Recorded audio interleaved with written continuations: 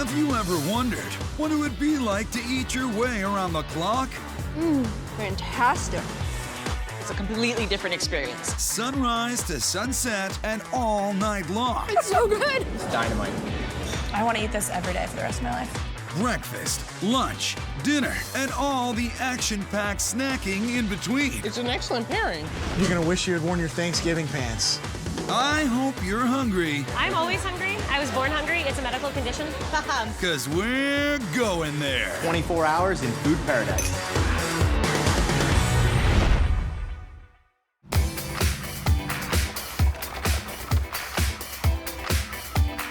You can hear the rooster crowing down in Charleston, South Carolina.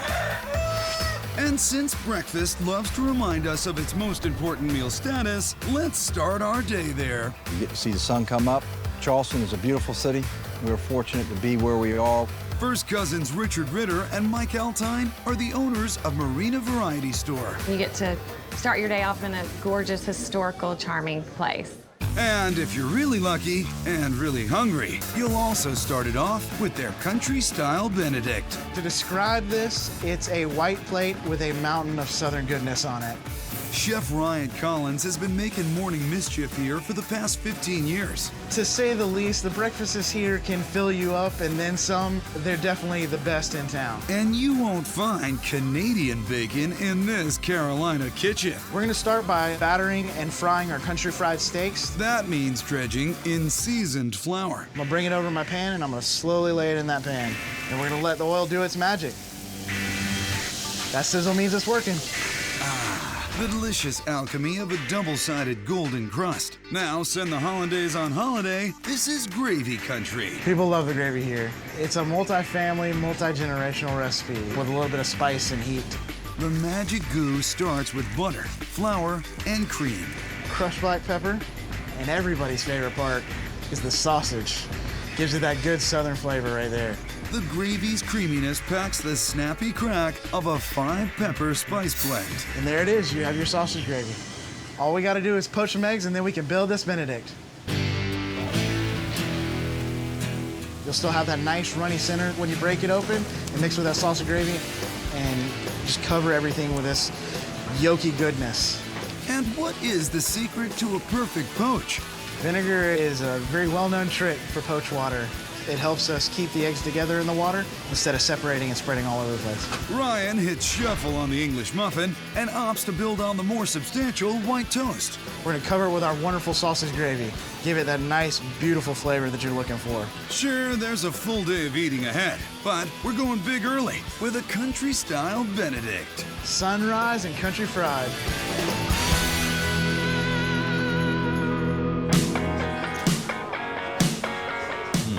Now that's the South. That's the taste of the South. Gravy's great. It's creamy, perfect. If you fry it, they will come. The breading on the country fried steak and the egg yolk from the poached eggs on top is delicious. This is soul food. All other breakfasts are doing it wrong. Marina Variety Store also makes an eye-opening Bloody Mary. Here in Charleston, we say you can't drink all day unless you start in the morning. Along with a local brewed small batch vodka and tomato squeezings, there's bacon, okra, and shrimp. Oh, it's so good. I mean, you can't go wrong. That bacon's got pepper on it, and that's a pickled shrimp. Most definitely Charleston in a cup. That shrimp hints at the taste of this next down-home dish, crab-stuffed fried green tomato shrimp and grits. This is one of our best sellers here at the restaurant. It's so good, you're gonna wish you had worn your Thanksgiving pants. Ryan takes some of his own homemade crab cakes and shows why this plate is such a smash hit. I'm literally gonna take the crab cake and I'm gonna smash it into that green tomato. Then he hops on and off the double dredge bus. Now that we got them double dredged, it's time to fry these bad boys up. All right, these crabs are caked. Let's take them off. Now it's the big hometown flavor of local shrimp. Right here out of the waters in South Carolina. We're gonna saute them up with some of our house seasoning and butter and get them all nice, juicy, and pink for you. The dish gets going with a scoop of grits, which are well known around these parts. These are famous grits made by Mike himself. Some of the best grits in town. The grits are followed by those crab-stuffed green tomatoes and our tasty shrimp payload. The only way to start your day. Fried crab-stuffed green tomatoes, shrimp and grits.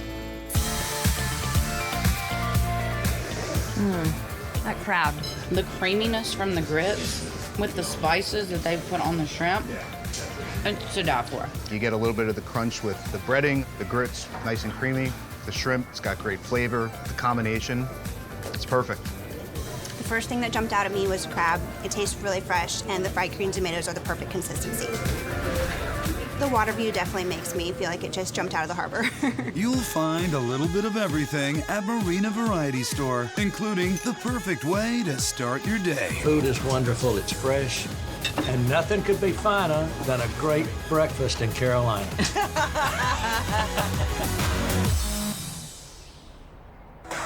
Hey, Chicago, let's do lunch, but not some salad at your desk or a sandwich on the go. There's a place nearby where every table is the cool table. It's the perfect casual place for lunch, and it's also great for friends at the communal table.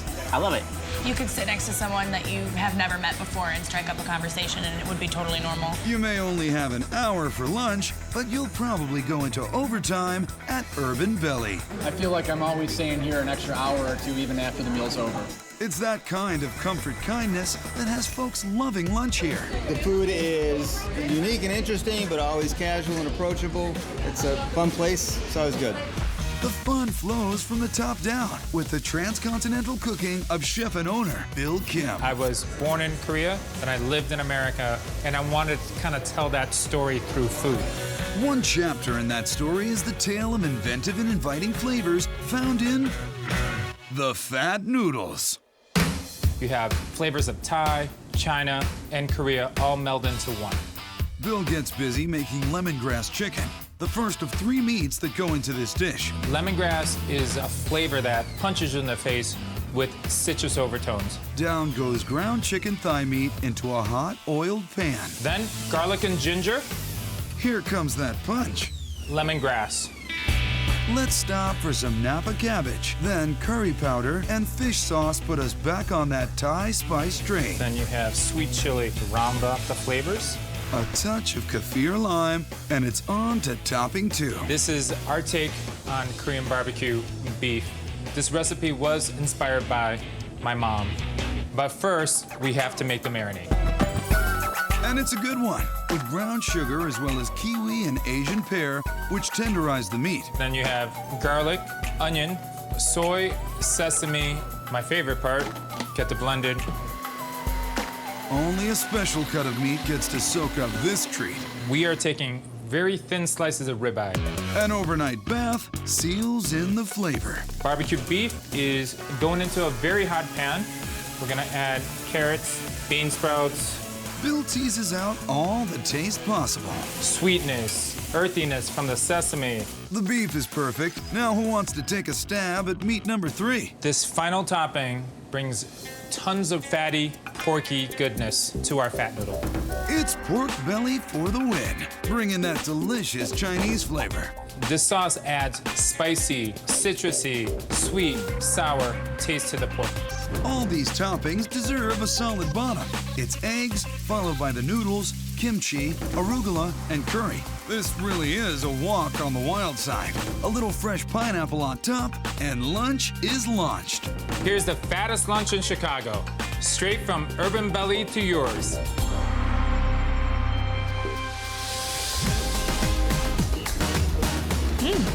So good. I want to eat this every day for the rest of my life. Love the egg, love the beef, and the pork belly, and the noodles are delicious. That salty and that sweet, the combination's dynamite. A little bit spicy, but the pineapple is like a nice sweet, fruity flavor to it, and it's really good. The noodles are great, the texture, they're nice and thick, but all in all, I love it. Bill takes this next Asian American hybrid into hyperdrive. Beef and cheddar dumplings. So it's our take on a burger, but it's wrapped in a wonton wrapper. Beef and cheese get mixed with spices, ketchup, and Dijon mustard. Okay, let's wrap it up. 6 pieces, then take both sides, put water on there. The water makes them stick, and these woo-tangy wontons get twisted and crispy. Then we have our special sauce made with yogurt and horseradish. You're not getting this at the drive-thru. Then you have pickled red onions. And it's cheeseburger, cheeseburger, cheeseburger. Urban Belly beef and cheddar dumplings. Best of Asian and American food in one bite. The dumpling's delicious. I'm picking up that pickled red onion on top. Oh my God, they're so good. That's delicious. Spicy sauce, crunchy, hot. But the way that the beef does meld with the cheese turns out to be spectacular. The crispy outside, and then the beef on the inside, I feel like you wouldn't necessarily expect those to go together, but it works so well. Tangy sauce with a little bit of a kick. The crunch was great. It's outstanding. So languish, linger, and make your lunch hour longer. There are no strangers here, just friends we haven't eaten with yet at Urban Belly. A St. Louis snack attack gets taken down taco style. We just ate lunch an hour ago, but when you see this truck, how do you not stop?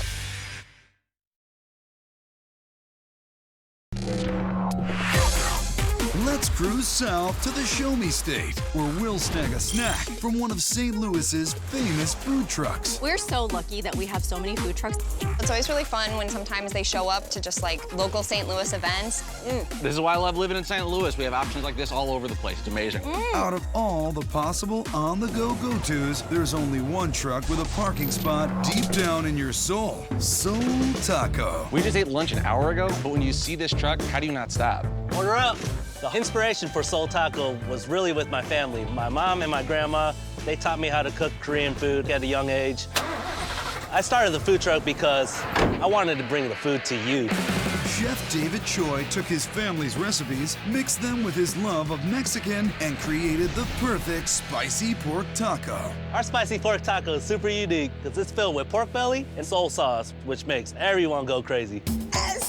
This Loco Taco has crazy amounts of premium pork belly sliced extra thin. Pork belly is the Korean bacon. It goes with everything. There's enough fat content that makes it savory and juicy. Red chili flakes and Korean gochujang make it spicy. Gochujang, which is a hot pepper paste in Korea, so you get a little bit of sweet, a little bit of spicy, and then also it's just delicious. But trust me, when you taste it, you'll love it. It's time to sweeten things up a little bit. The thin slices of pork soak up the magic marinade that made Chef David famous.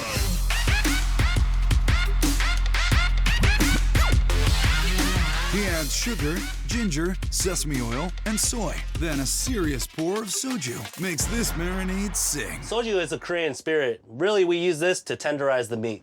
We're not gonna add too much, so we don't need to get anyone boozed up. The pork soaks it all in for 24 hours. Then Chef David turns up the grill to 11. The key is to make the grill piping hot so it all caramelizes together. Caramelization gets it that candy sweet finish, and it cuts down the heat from all the spices. Sometimes, woo.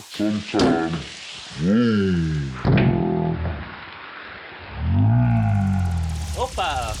The meat looks magnificent. Let's lock and load these tacos. First, we're gonna drop some tortillas and we're gonna cook them so it gets a little bit of a crisp.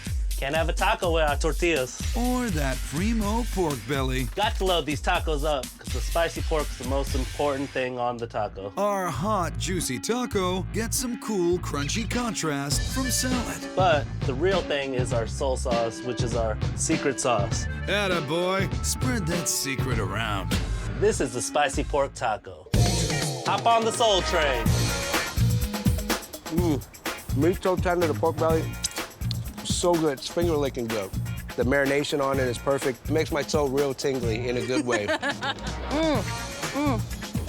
Soul Taco, you gotta go with the pork taco. It's a great snack because it's not too much, but it's just enough.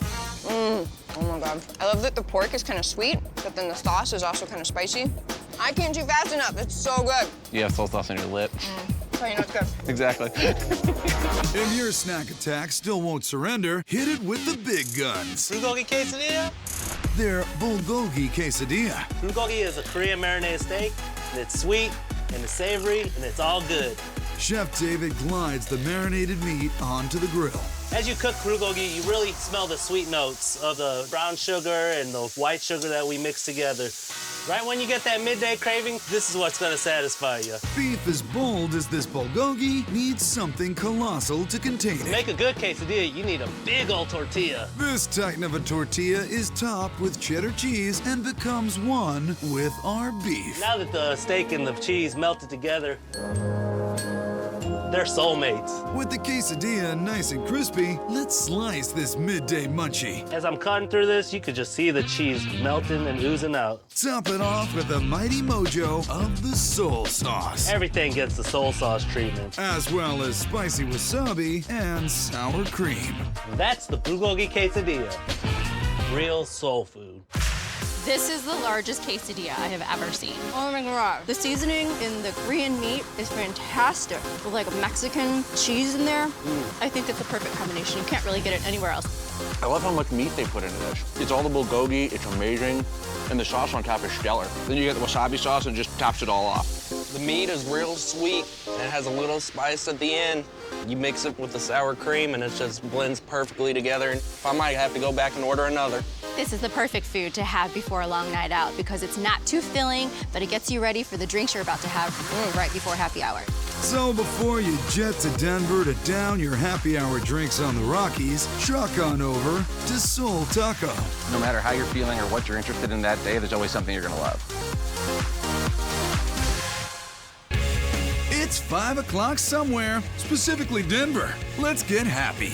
This is the best happy hour food in Denver. And does it get any better than Sunset Pasta on the Pacific? Oh my god.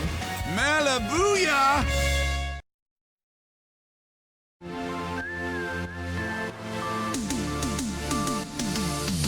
Happy hour is heating up as our cross-country grub crawl has moved into mountain time in the mile-high city.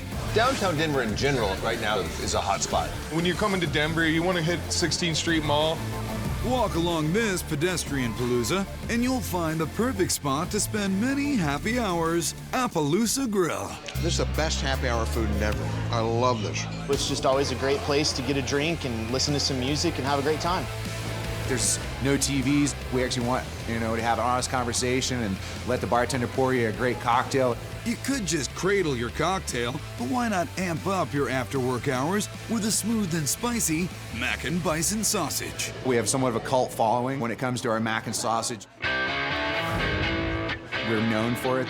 You have to come at happy hour if you're going to have these items. The 4-cheese mac attack starts with the buttery basics. You don't necessarily want to brown your butter. We're looking for a white roux because you want to keep the flavors really nice and subtle. Chef adds some sweet onions as well as a tasty trio of white wine, milk, and cream, followed by roasted garlic. We slow roast this in the oven for about 3 hours, and you can see how soft it is. It just falls apart. Just like that shredded cheese, cream cheese, fontina, cheddar, and parm make the perfect pre-dinner sauce. So now that we've got the rest of our cheese in, we have a nice creamy cheese sauce. Where there's cheese sauce, there's pasta. But this al dente noodle's got a special do. This pasta is a macaroni shape, but it actually has a nice rooster comb across top of it. Grabs the cheese sauce really well and actually makes this dish very unique. Chef peps up the pasta with pancetta. Pancetta brings a nice pork fat cured level to this dish that really makes me happy. I like eating mac and cheese with the pork fat in it. Who doesn't? Top it with breadcrumbs and watch the melty magic happen. We're just gonna bake it off for about 30 seconds. That cheese gets browned and bubbly in the broiler. But tell me, Chef, what would make it even better? We have a Southwest bison sausage. Bison's been popular here for over 10,000 years. Just got Pueblo green chilies in it, chipotle peppers, a mixture of bison and pork. The grilled bison gets laid board side with the mac, as well as a swipe of stone ground mustard and a pile of house-made pickles. This is Appaloosa's mac and bison sausage, guaranteed to make any hour happy.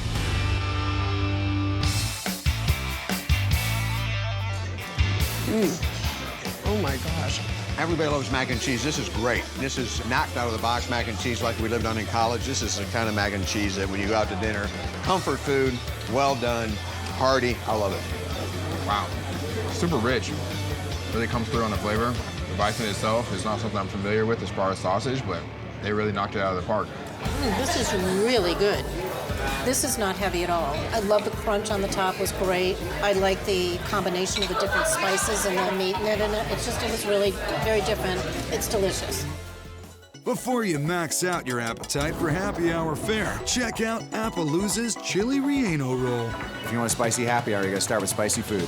Like the special Appaloosa spice blend that gets mixed with cheese, chili powder, and cumin. This is gonna have a slightly smoky flavor from some of the chipotle peppers and some of the other toasted chilies that we have in here. Chef John roasts some Pueblo chilies and packs them with the cheese. We're gonna take our cheese mixture and our roasted chilies. He then adds an Asian flair to these Mexican mouthfuls by stuffing the whole shebang into a wonton. Nice and stuffed. Roll it up real tight, and then we're ready to fry. While the pepper package is crisp, Chef John crafts the perfect green chili with tomatillos. It adds a nice kind of earthy, subtle flavor, and it's definitely very unique. You can see the nice chunks of onions and smoked tomatillos in there. A little more cheese, because you can never have enough cheese. A drizzle of cilantro sour cream and a pop of pico de gallo, and you'll be chomping on these chilies all the way to the coast. Another great way to finish off happy hour at Appaloosa Grill are these chili rellenos. Chili relleno is great, but having it with the wonton, having that crisp, is a completely different experience. Great green chili is amazing. A little bit of spice, but not too much. That's absolutely delicious. Anytime you're in Colorado, you have to get green chili, and this is a great way to get your green chili on. With this wonton wrapper, it's still crunchy. I mean, this is super tasty. A good contrast with the cheese and the green chili kind of makes it all pull together. Oh wow, it's spicy. Ooh. Good. Super flavorful though. That wrapper on it is like still really crispy, which is amazing because it's like a ton of stuff inside. Yep. With happy hour food, you want something that's really tasty, it's easy to eat, and so the relleno wonton does it for me. It's not a full day of dining without a pre-dinner app at Appaloosa. It's a definite spot that we have to hit up anytime we come to Denver. A must. Happy hour, cheers, all right.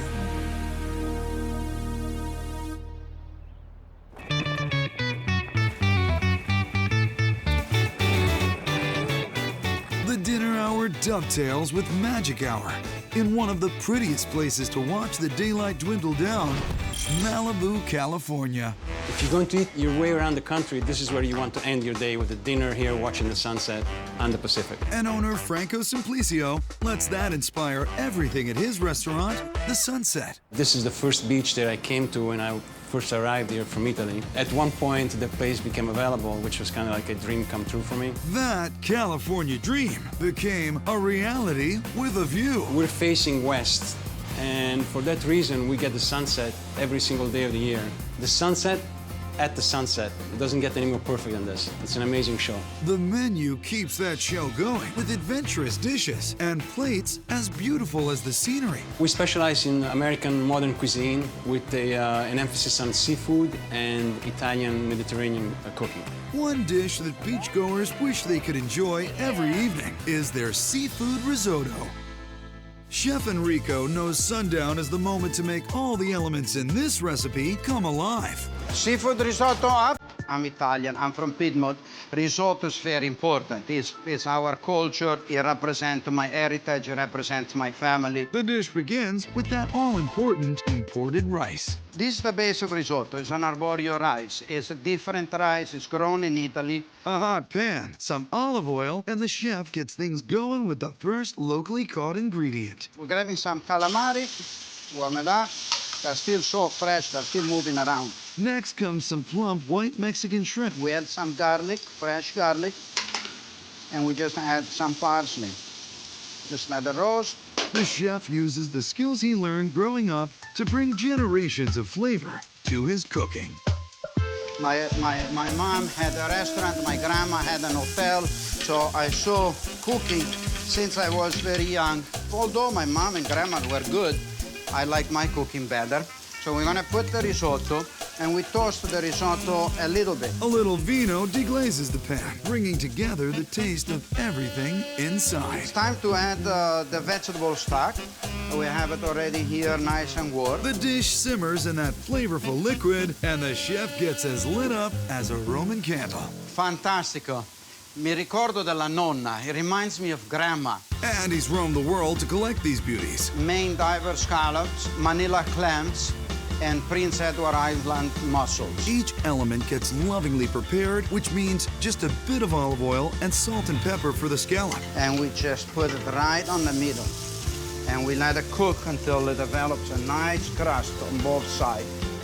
Into the risotto pan go two icons of Italian cooking, basil and tomato. Our scallop is done. We just grab it and we can move it aside. Those clams and mussels get opened up over the flame with some help from a little of that vegetable stock. Now we're ready to plate. All the calamari, all the shrimp, all the nice fat. This is wonderful. The scallop goes down surrounded by the mussels and clams, and dinner is served. Here we go. Sunset Restaurant seafood risotto. The perfect way to end your day and start your night.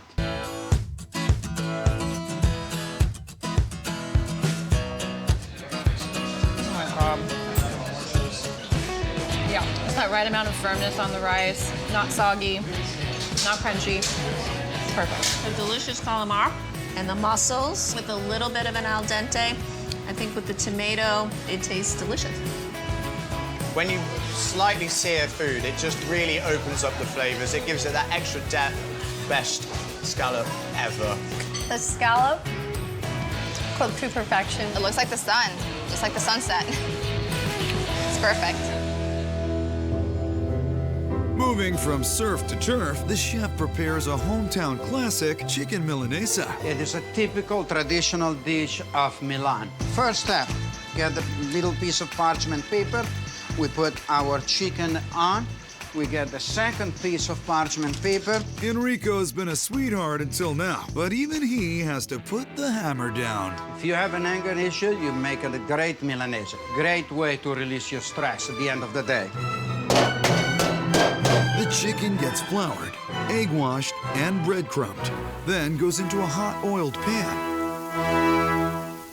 This is something that I grew up with. This is something we did in the family all the time. The German has the schnitzel, the American have the fried chicken, we have the chicken Milanese. My opinion, this is the best. Then it's out of the pan and into the garden. Fresh wild arugula, bitter, crispy. It's from a local farm here. Nice heirloom tomato. This is fantastic. A simple salad also gets tossed with olive oil, salt, and pepper. Everything comes together, even on a plate. Chicken Milanese, traditional Italy, beachside. Buon appetito.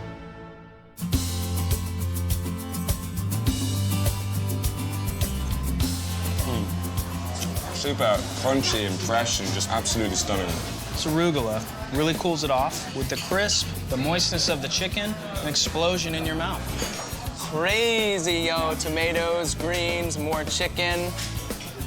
It just complements each other so perfectly. It's a perfect ending for a summer dinner right here in Malibu. To the sunset? At the sunset. Yeah, here we go. Cheers. As twilight falls, we bid goodbye to our supper by the sea, but we'll always make room in our day for the sunset. Just save some room for dessert. Who wants to split dessert in San Francisco? I would not want to share this. I would want this all to myself.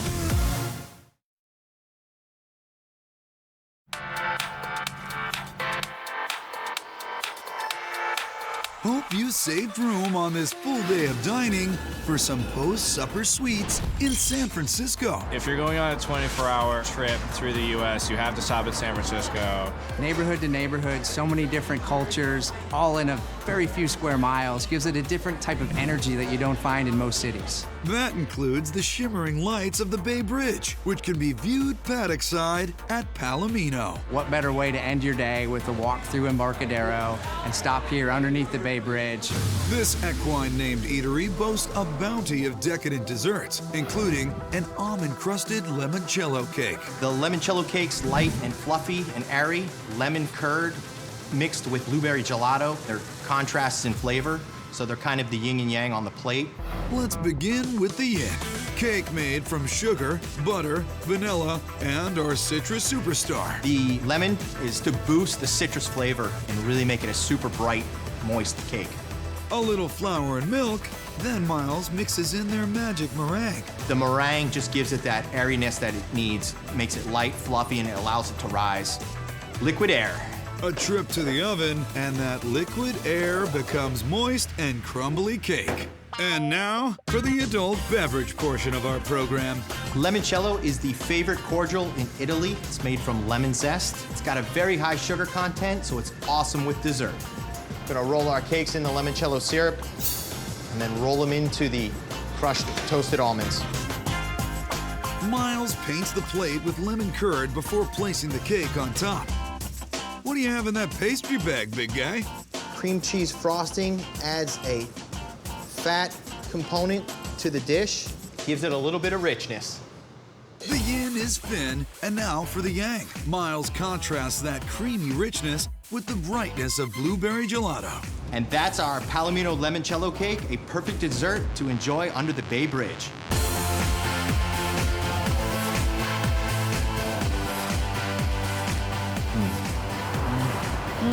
Lemon curd is my jam. You have the sweetness of the blueberry gelato, which really helps with the tartness of the lemon. And then you get that nuttiness from the almonds. It just makes like the perfect bite. The cream is excellent. The lemon curd is tart and bright. The blueberry is a great accent. It's an excellent pairing. This is one of the more unique desserts I've had in a while. The lemon, the almond, the frosting, all of this, it was incredible. It was sort of brought me back to picking blueberries as a child. It's just the right amount of sweetness and the right amount of tartness. It just makes everything come together. It's so good. I would order this again. Probably 2 servings, though. Yeah, absolutely. I would not want to share this. I would want this all to myself. Great view, great desserts, great atmosphere. What else could you wish for? You can get anything you want, whenever you want in Vegas, including... Oh my God, the best late night snack.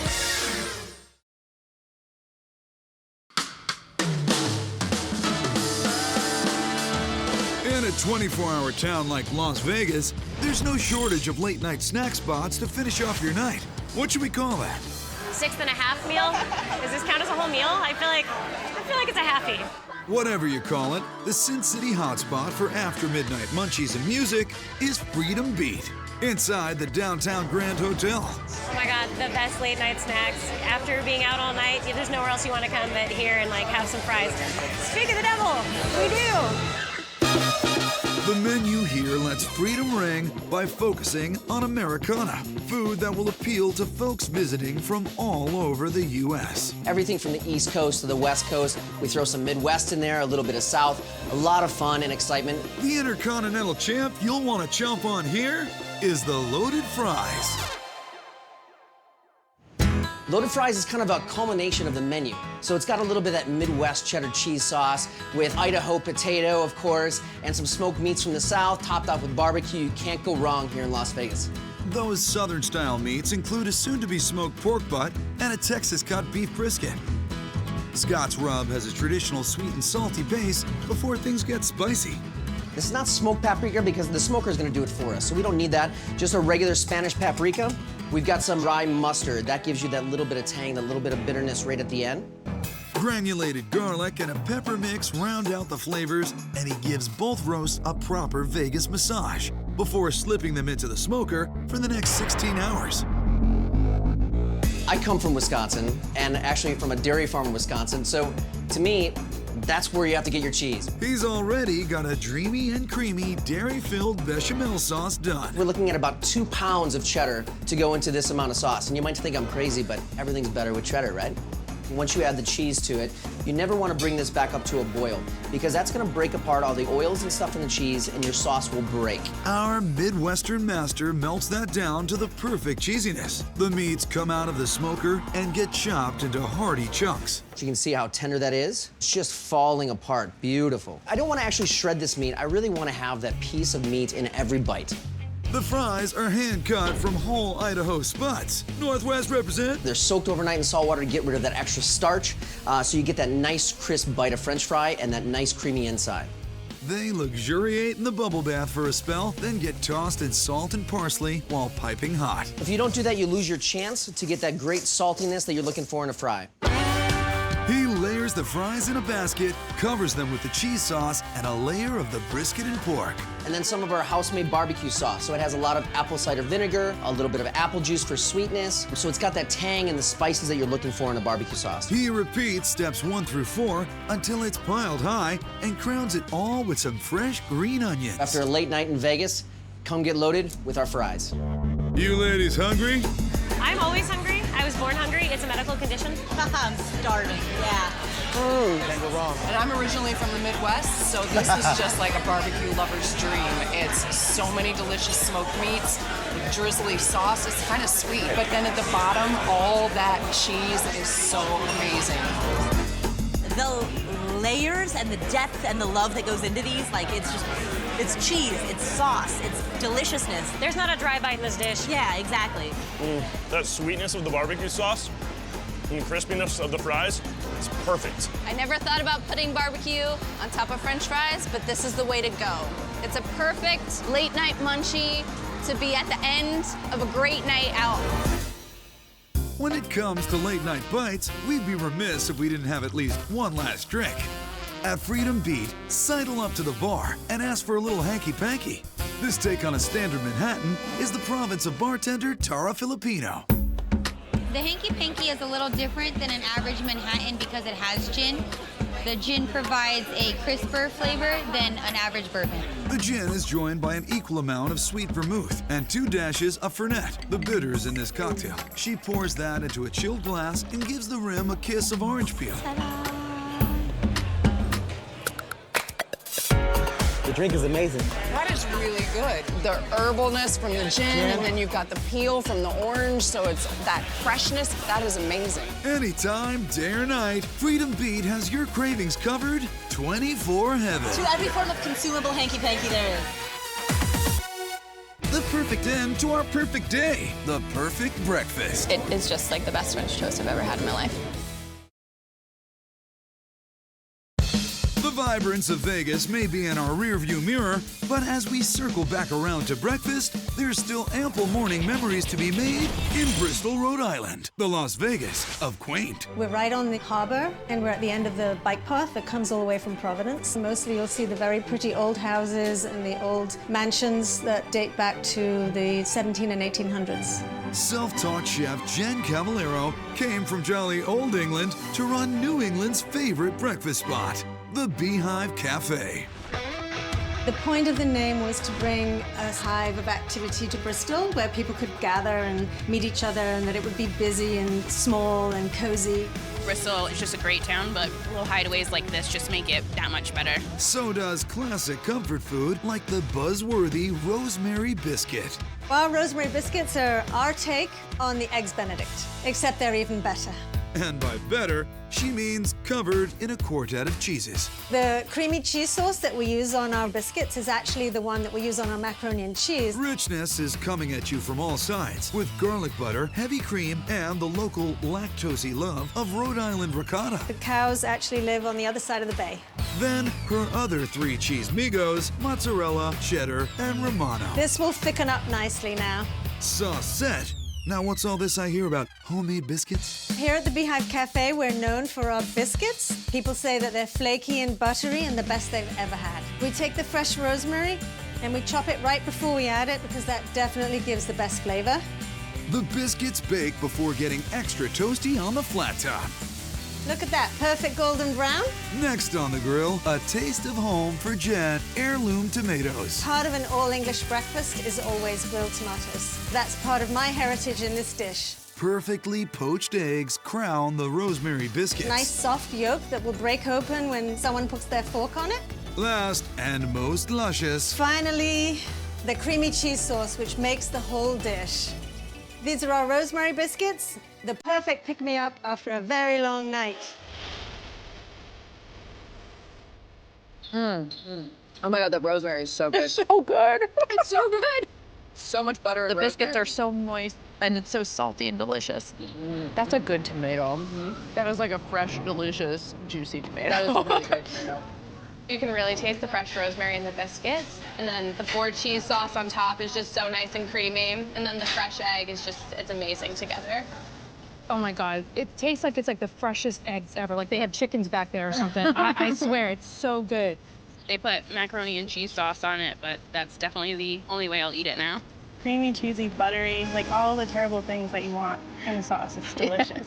After 24 hours of fabulous food, we should mix in a little fruit maybe. Like Beehive's banana bread French toast. The banana bread French toast is the ultimate comfort food. We were thinking, what can we make the most decadent French toast out of? And we decided our own banana bread would be the best thing. Good call. That house-made banana bread bathes in brandy-infused batter. This is our secret ingredient, makes our banana bread the best on the East Coast. It's French brandy. That gives it a certain je ne sais quoi. I can't believe I said that. We'll pardon your French if you tell us how you get that beautiful brown color on the bread. We're not shy with butter here. After the kiss of the griddle, our pan Perdue is topped with fresh strawberries, and yes, she has some bananas. And even more banana. Add Vermont maple syrup, whipped cream, and cinnamon, and breakfast has never been so B-A-N-A-N-A-S. So this is it, the banana bread French toast, the most decadent breakfast you can imagine. We biked 15 miles here today, and we're biking 15 miles back, so we earned this. The whipped cream, the strawberries, the bananas, it's just delicious. It really is. They have some sugar on there and cinnamon. Perfect. It's sort of like banana cake on the inside with the perfect caramelized sweet crust on the outside. I'm not gonna have French toast without brandy from now on. It's bananas how good this is. This French toast is super thick, and you can kind of taste the crust on the outside. It is just like the best French toast I've ever had in my life. The best part about eating your way around the clock, you get to start all over again at the Beehive Cafe. Good coffee and good breakfast sets everyone up for the day. It makes them recover from the night before, and it's just the best thing. It's cheap, too. So what have we learned from our 24-hour Munchie Marathon? If anything, it's that sleep is for the weak. Better to live by the motto JKE, just keep eating. Hop into your flip-flops. We're going south for a food-fueled beach getaway on the Gulf Coast. Just look, it's beautiful here. It's laid back, it's relaxed. It's no longer the forgotten coast. You get tropical tranquility and southern hospitality. That's a great combination. It's extremely amazing. To enjoy yourself here, you don't have to be rich, but the food sure is. It's so yummy, I love it. Oh, fantastic. Roll up those sleeves and do some golf grubbing. That's the one.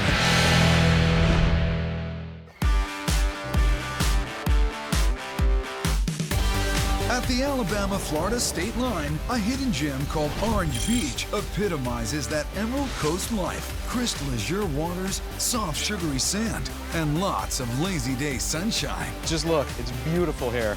Why would you go anywhere else? Could you pick a better spot? It's gorgeous. And just when you think you've maxed out on chillaxing, step into the Gulf restaurant. You walk in and you have this ah moment. You know, how did this get here? You really get to see the true beauty of the nature and what we're able to get all of our food from. You're eating food from the water right on the beach, so it's really cool. And the facilitator of this fresh fish fiesta, Executive Chef Jesse Romero, the Gulf Mac Daddy with all the fishermen on speed dial. I've gotten calls at 3 in the morning saying, hey, I've got this type of fish in. Do you want it first dibs? But I'm like, whatever you have, I'll take it. It's fresh. I believe a boatload of shrimp were making the seafood hotline bling last night, and today they're starring in the grilled Gulf shrimp tacos. We use a variety of different shrimp. We've used royal reds, we've used brown shrimp. This is a white shrimp, but we always get nice large shrimp. Quicker than you could say, run, Forrest, run. Jesse's got those cute little crustaceans cleaned and seasoned with salt, pepper, and smoked paprika. It's a smoky pepper, and what it does is just gives you a boldness to each dish that you use. And with cayenne, we like to bring the heat. A little oil, then leave those inhibitions behind. Just get your hands dirty, and you can see it changing colors. It's gonna get that reddish, orange tint, and that's from the cayenne and paprika working their magic. Top grill shrimp tip, don't get overheated. And the longer you cook them, the smaller they'll get. And we definitely don't want any small shrimp on our tacos. The tortilla is a tasty flour corn hybrid. Our juicy jumbo shrimp get brightened with pico as fresh as today's headlines and a sassy Greek yogurt cilantro dressing. This is kind of like a cooling agent, just to balance out the flavors. Then we take our jalapenos, which were pickled, and we put them right on top. The promise is not a garnish. It will light your mouth on fire. Shrimp so fresh, they practically swam here. Feeling that Gulf Coast heat? I'm used to it, though. I'm Mexican. I mean, it's good. I've had a few tacos in my mouth before. This one is definitely the best. If there was one dish that symbolized the Gulf region like cheesesteaks do Philly, it might be the fried grouper sandwich. Grouper is like a flakier whitefish. It's not as delicate as like cod or sea bass, but it's all from our local fishermen straight out of the Gulf. Fish this fresh just needs a little honing and deboning. You don't want to lose too much fish, so you're not gonna butcher it too much. That's one fillet. Like, you get the bang for your buck. With fish this fresh, you're just putting salt and pepper. You let the fish speak for itself. Those natural flavors are enhanced with fun textures, the crispy deep-fried buttermilk coating, and the big, soft, toasty bun. We get our buns from a lady called Miss Robin. She's our baker. Miss Robin makes the best brioche. And then we take our big old grouper, put it on there. As for the sauce, don't think tartar, think smarter. A zippy lemon dill aioli. The combination of this lemon dill with the fish, man, it just brings out the flavor of the fish. Dress it down with some cool, crisp produce, and who's up for a little grouper therapy? The fried grouper sandwich is why people come to the Gulf. This dill sauce is on fire. Loving it. And then this bread is buttery. It's kind of got a little sweet taste to it. You've seen the spectacular views. You've tasted the great food at Gulf Restaurant. I guess the only question is, why aren't you packing your bags for the Emerald Coast right now? It's just a lot of fun. It's beautiful. It's outdoor eating, and it's a fun time. It doesn't get any better than this. To us.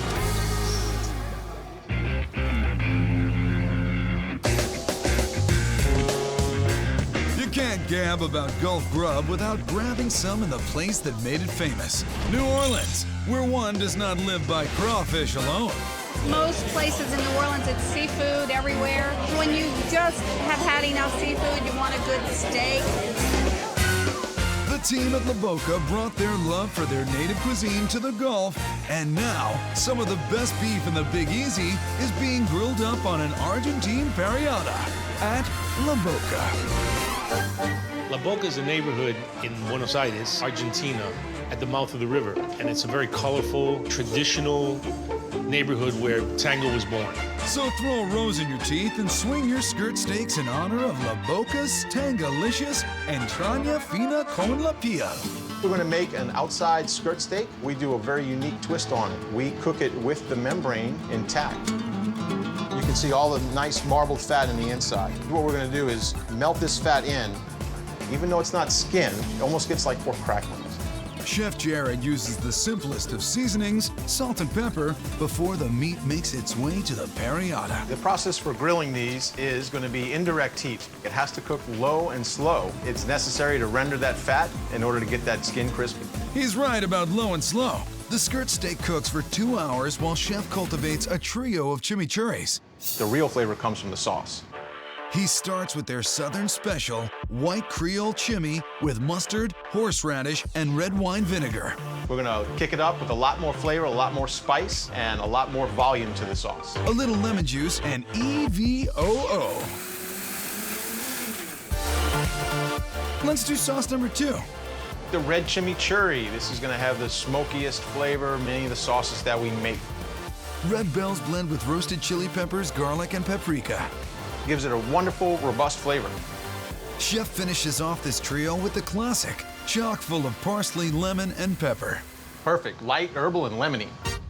Sauce is sitting pretty. Now, back to that Bayou beef. What's today's temp? These are cooked to about medium well, sometimes well done.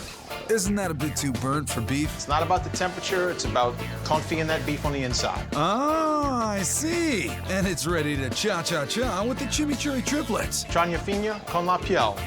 Gulf grubbin, Argentinian style. I eat beef only here at La Boca. Honestly, this is the steak for me. Nowhere else. It's clean and it's lean, crispy on the outside, delicate, delicious. That red sauce, full of roasted peppers, that complements the steak beautifully. So full of flavor, but doesn't take anything away from the charred meat. Nice crispy skin. It is really excellent. It's a red meat world here in New Orleans. What complements a red meat world better than white fluffy clouds of stuffing in the ricotta empanada? This right here is what makes our empanadas so special, fresh ricotta. Jared gets to grating, but surprise, it's not cheese. We're just gonna cut the ends off of the squash and using our box grater, just like grating cheese.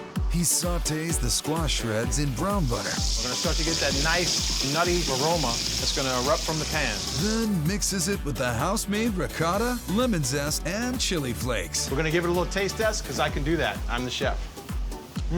Perfect. Rich, lemony, a little bit of spice. Chef folds the filling into our empanada dough, then does a trick he likes to call the old pinch and twist. Remember, kids, pinch and twist. The sealed pockets pass into the fryer. Fried squash empanadas and chimichurri sauce. Gulf Coast grubbin at its finest. It's a flavor bomb. It's like a cheesy explosion. Really good. The crust is golden brown. It's perfectly fried. The creamy ricotta. Summer squash is beautiful. It is excellent. It's rich. It's light. It's fresh. It's cheesy. Who doesn't want cheesy? One bite of La Boca, and you'll know.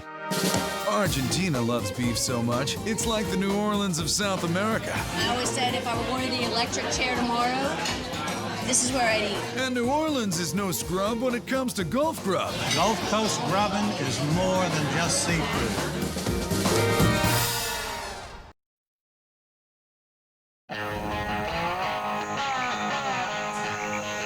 Beautiful Houma, Louisiana is in the beating heart of Cajun country. And around these parts, sooner or later, you're gonna see a gator. We're close to water. A lot of bayous. You know, we have moss in the trees. It's a beautiful area. In this swamp town, the best place to eat Southern food and swap stories is at Boudreaux and Thibodeau's. They're not the owners, they're stock characters. Boudreaux and Thibodeau are Cajun friends who people have been telling jokes about for ages. Like the one where Thibodeau runs for mayor and Boudreaux votes for him 7 times. And the judge said, "You're being charged with voter fraud." And Boudreaux said, "Charged? I thought I was getting paid." What's no joke at Boudreaux and Thibodeau's are the Cajun classics conjured in their kitchen, like alligator sauce piquant. Alligators are from this area. We have them in our backyards. And whatever you catch, you know, it goes in the pot and you cook it. Or you hire it as host. Gaston is our famous alligator. Everybody takes pictures with. He's kind of like a welcoming friend when you walk in, almost. Less great, more meat. What's gator taste like? It tastes something like chicken and a little bit like veal. Chef Kathy softens things up the Cajun way in spicy sauce. It just adds a little bit of seasoning and tenderizes a little bit. It's a typical Cajun dish. It's made with a red sauce that uses our famous Trinity, which is chopped onions, chopped bell pepper, and diced celery. That's a foundation of any good recipe. Hear that sizzle? In goes the gator meat, AKA choppy swamp chicken. Don't worry, this gator doesn't bite back. But the seasoning does add a Zydeco zip. The aroma's just unbelievable. Now, what precisely is piquant? Piquant is referred to as a red gravy, since it complements the alligator, and the alligator also complements the sauce piquant. They go hand in hand. She readies the redness with tomatoes, peppers, and tomato paste. Then says, "How do you do?" to a roux. Now let's start this stir-a-thon. This is a Cajun workout. Kathy skips the sit-ups, but body builds the flavor with a seafood base, garlic, bay leaves, and Creole seasoning. In this dish, you bring the Creole and the Cajun together, and I think that's what makes it so good. They make a great team, just like Boudreaux and Thibodeau. After simmering on the stove, the sauce is spooned over rice, and it's see you later gator. This is Boudreaux and Thibodeau's alligator sauce piquant. Chop down on this. Oh, I love alligator, so it's just so yummy. I love it. And it has that nice spice to it, too. It's very, very good. The alligator complements the gravy, and the gravy, in turn, complements the alligator. It's delicious. Very good. It's got a little kick, like an etouffee, maybe a little bit more spicy. So good, very Cajun. I'm not even like typically like a huge sauce piquant kind of fan, but it's perfect. I wouldn't change a thing, it's delicious. We're pretty much done, so we're gonna need dessert now. I think so. Dessert. Dessert here is also reptile related. When you snap up the turtle onto half shell. We added the ice cream, and then we start, hey, let's have fun and decorate this sucker, and it looked just like a turtle, so a star was born. It's another great Gulf grub and team up, an ice cream sundae on a beignet. You just get it rolled out thin, and then you drop it into your fryer until it comes a golden brown. Oh, how good does that look? It needs a sweet turtle on top. And then you start with your whipped cream going around. That starts a shell. Kathy crafts the rest of the body with whipped cream before swamping it with chocolate syrup. Turtles usually are more than one color, so we're gonna add the caramel. Finish it off with good old southern pecans and powdered sugar. Here you go, turtle on a half shell. Cowabunga, dude. Does she get any of this, or I do get half of it, Pa. Talk about good. The beignet at the bottom with the powdered sugar. Oh, I love the caramel. That's my favorite part. The caramel and then the pecans is all so good.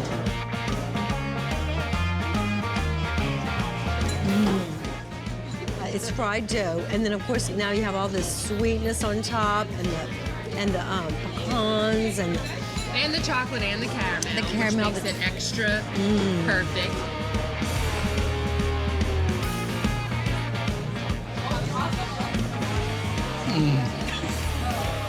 Man, it's almost like, you know, having that mixture of salt and sweet. Wow. Some good stuff. Did you hear the one about the two Cajun guys who found their new favorite place on the Gulf? You will, at Boudreaux and Thibodeau's. C'est bon, c'est bon, c'est bon.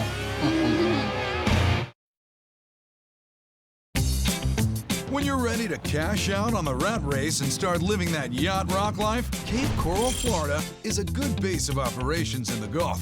Cape Coral is a perfect place to live. It got everything you need. You got places to eat, you got places to go out for fun, and you got the ocean, bro. Fuel up your boat and your belly at the local dockside dining hub, the Boathouse Tiki Bar and Grill. The Boathouse is the crown jewel of Cape Coral. You're in paradise. To be able to boat to a place like this is extremely amazing. Not many places can do that. That's what I moved here for. Tiki places on the water. That'll put you in a tropical mood. As for the food, to truly go native, you need to make this your new favorite dish, the Cuban sandwich, laundromat style. The laundry-style Cuban sandwich was originated in Key West, and it was actually a laundromat that served food around the back. In the pre-panini days, they say the original Cubans were pressed like pants with irons. That's what gives you your laundromat-style sandwich, is the crispy bread on the outside.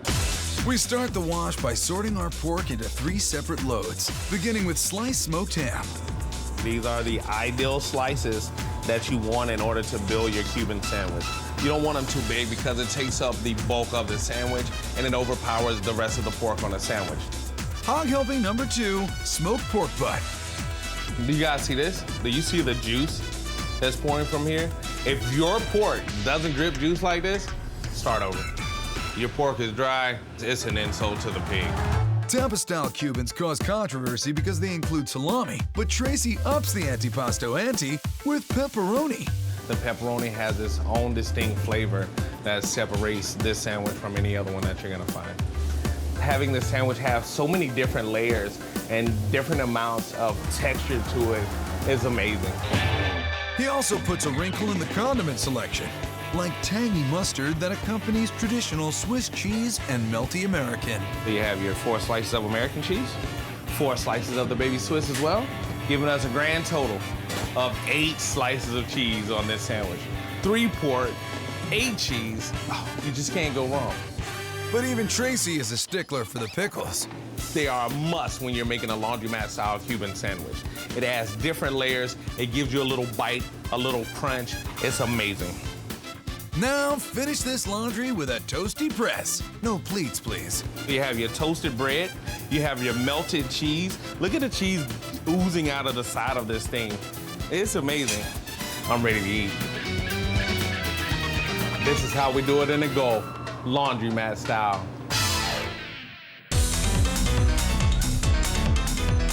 The bread is toasted perfect. The sauce is great. Perfect amount of pickles, good amount of melted cheese. Probably the best Cuban I'll ever have in my whole life. Oh my goodness, that is so delicious. Yes, You it can is. taste the pepperoni, the pork. I can have another good bite. It's so delicious. Don't not eat too much because I won't eat it. No, he can't have no more of my sandwich. It's got every likable meat that you would ever want on a sandwich. If you like meat, that's the one. The Boathouse raises the tiki bar with a double shot of rum, blue curacao, and pineapple juice called the Leaky Tiki. In Drink World, blue is the color of fun. It's very good. It's not too sweet, but it's good. Oh, that is good. That is good. It's said that there are more canals in Cape Coral than in all of Venice. Why not take a gondolier at their enticing big BLT? We have about 8 pieces, count them with me guys, 8 pieces of applewood smoked bacon that we're gonna compile on this sandwich with the rest of our ingredients. 8 slices, that's almost unheard of on a sandwich. Since we're in the South, we have to have Texas toast. Each slice is slathered with spicy remoulade and fresh guacamole. Here we have our avocado spread. With us being down here on the Gulf and so close to Mexico, it's a given. Where there's guac, there's pico, followed by an octet of oink. We apply these to the bottom bun. Fold them in half. It gives the sandwich more height. And you really stack that on there. Yeah, look at that bacon. Top it with the L and the T and another slice of Texas toast. I wasn't joking when I said it was big. Big toast, big bacon, big taste, big flavor. This is enormous. Yes, that is huge. Holy guacamole. Look at that. It's delicious. It's got a little bit of smooth because of the avocado. It's got like a big crunch to it. You can't make a normal BLT on butternut bread. No. No. It'll leak You gotta right- go Texas. Go Texas or go home. Yeah, yeah. Look at all that Huge. bacon. She's a bacon fanatic. I love That bacon. is true. You'll be so laid back after one visit to the Boathouse Tiki Bar and Grill, you'll make Jimmy Buffett seem uptight.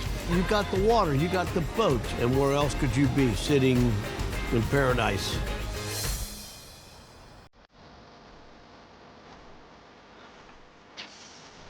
The westernmost tip on our roller coaster tour of the Gulf is Galveston, Texas.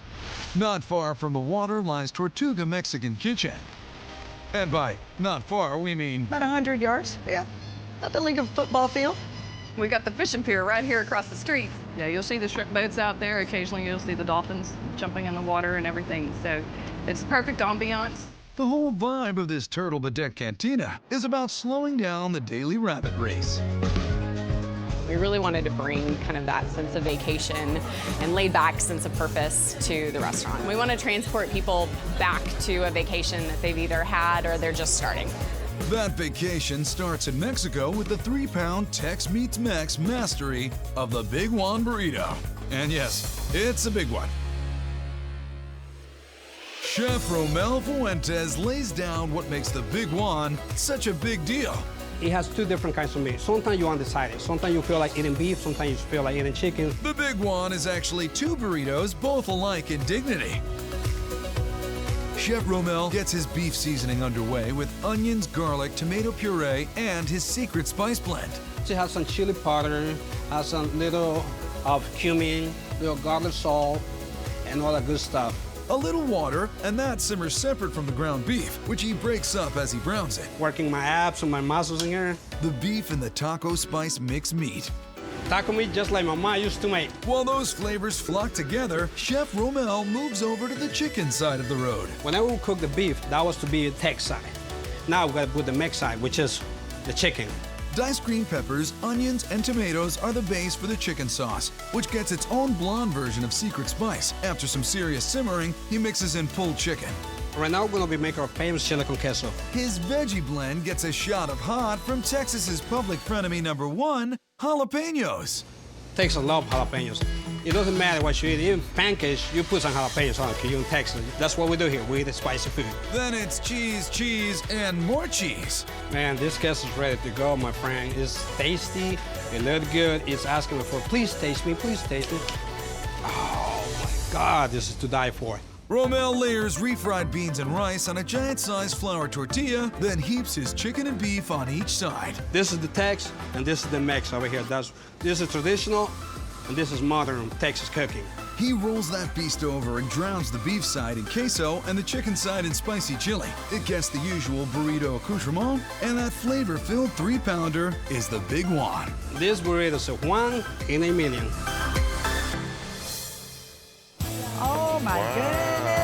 Oh my God. Don't this look good? Wow. I don't know. Might take a few days to eat that one. Even if it were 2 burritos, they'd still be really huge. That taste is just awesome.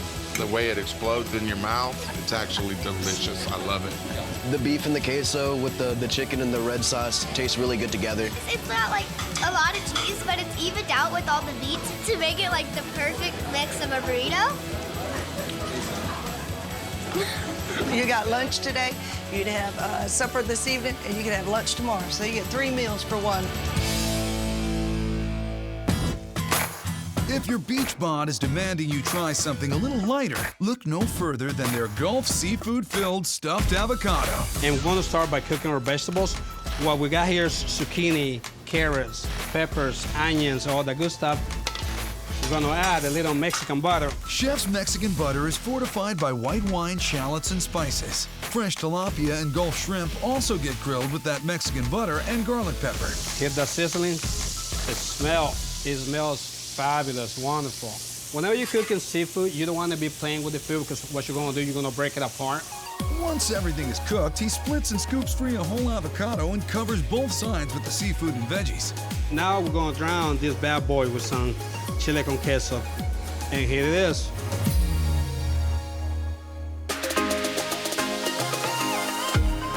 Oh my gosh, that's fantastic. That's really good. It's just seasoned perfectly. I absolutely love it. It's one of my go-to dishes here. It's very good. I love the shrimp and the fish in it, the combination. Call it the green, creamy goodness of the avocado.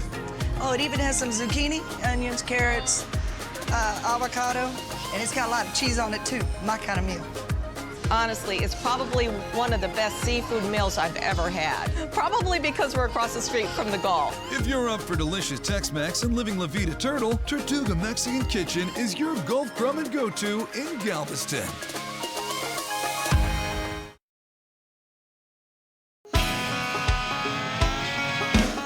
Follow a lush Florida Panhandle river to a Gulf Bay, and you arrive at Apalachicola, a small town with a big name and a big heart. This secluded old fishing village sits in a quiet, undeveloped part of Florida that the locals call the Forgotten Coast. It's awesome. It's laid back, it's relaxed. To meet a who's who of the Forgotten Coast, head to the Owl Cafe. The Owl Cafe is the place to get your grub on the Gulf Coast. I learned how to cook from my mom. She was a horrible teenager, and so I made her come to work with me.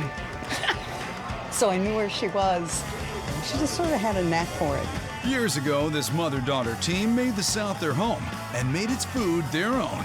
Case in point, gator and pork sausage. Like many a Gulf Coast morning, it starts with grits. I'm a Southerner by choice instead of design, so I really had to make sure that my grits were going to be fabulous. Into her hot water, Cassie adds heavy cream because good grits have to be creamy. Well, they don't have to be creamy. My grits have to be creamy. In go the grits and salt. The secret is constant motion. Making grits is an art, not a science. I'd like to think I'm a grits artist. I like to put as many different cheeses in as possible because everything is better with cheese in it. Herbed cream cheese, cheddar, Parmesan, American. All right, they look all done. Oh no, we are not all done with grits. The finishing touch is butter. It's not like we have enough cream or cheese in there. We need butter too, but everything tastes better with butter. It's the South. With true grit and some heavy lifting, Cassie pours the rich, thick mix into a massive pan. It is part of the art of grits, getting these perfect for grit cakes. When it's all chilled out, she cuts the cake. What a genius way to use leftover grits. So we decided to see what happened when we deep fried them, and they turned out really yummy. This is our little twist on grits. And for a Gulf twist on Southern sausage, gator and pork take the cake. And these gators are from Louisiana. We let the Florida gators off the hook this time. A little bit of char. You don't want too much char on it. All we need now is a heavenly Creole sauce blessed by the Holy Trinity. It adds a ton of flavor to food. Oh, that looks good. Beautiful. She adds a tomato base and some secret Creole seasoning. On grits of golden brown, she lays that sausage down, then smothers it all in Creole sauce. It's Gulf Coast goodness, the Owl Cafe way. Gator and pork sausage Creole.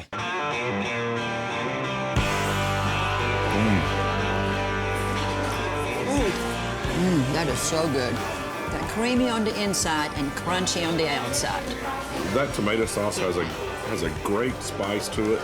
It's not too spicy, but it's just right. It's got just enough kick to let you know that it's there. A lot of cheese, and that's the best way to have grits. It's very creamy, yet it's hanging together really well on the fork. The Creole sauce just really adds to it. Cuts through the richness of the grits. Sausage has a little spice. That's a great combination. It's like Mardi Gras in my mouth. And the party's just getting started. A huge hit at Owl Cafe is their duck confit fries. Duck is really popular here. Most cracklings are made from pork, but we decided to make it from duck. Why duck? Duck is delicious. Can't argue with that. The only thing better than fried duck is fried duck with a fried ham dance partner. The prosciutto plays into my mom's Italian roots. It's even crispier than bacon. This is our crispy duck cracklin'. Yum.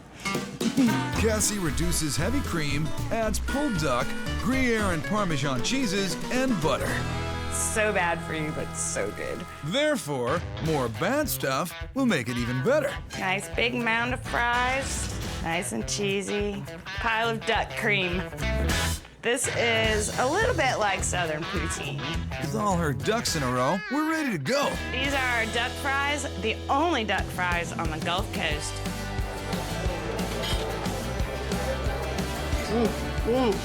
So good. So decadent. I mean, look at that big old piece of duck right there. These fries are ridiculous. It tastes just like a pork rind, but better. There's duck meat, plus the cracklings, plus the cheese, plus the crispy French fries. Best cheese fries I've ever had. For good times in the Gulf, make new friends with Old Florida at the Owl Cafe in Apalachicola. It's no longer the Forgotten Coast.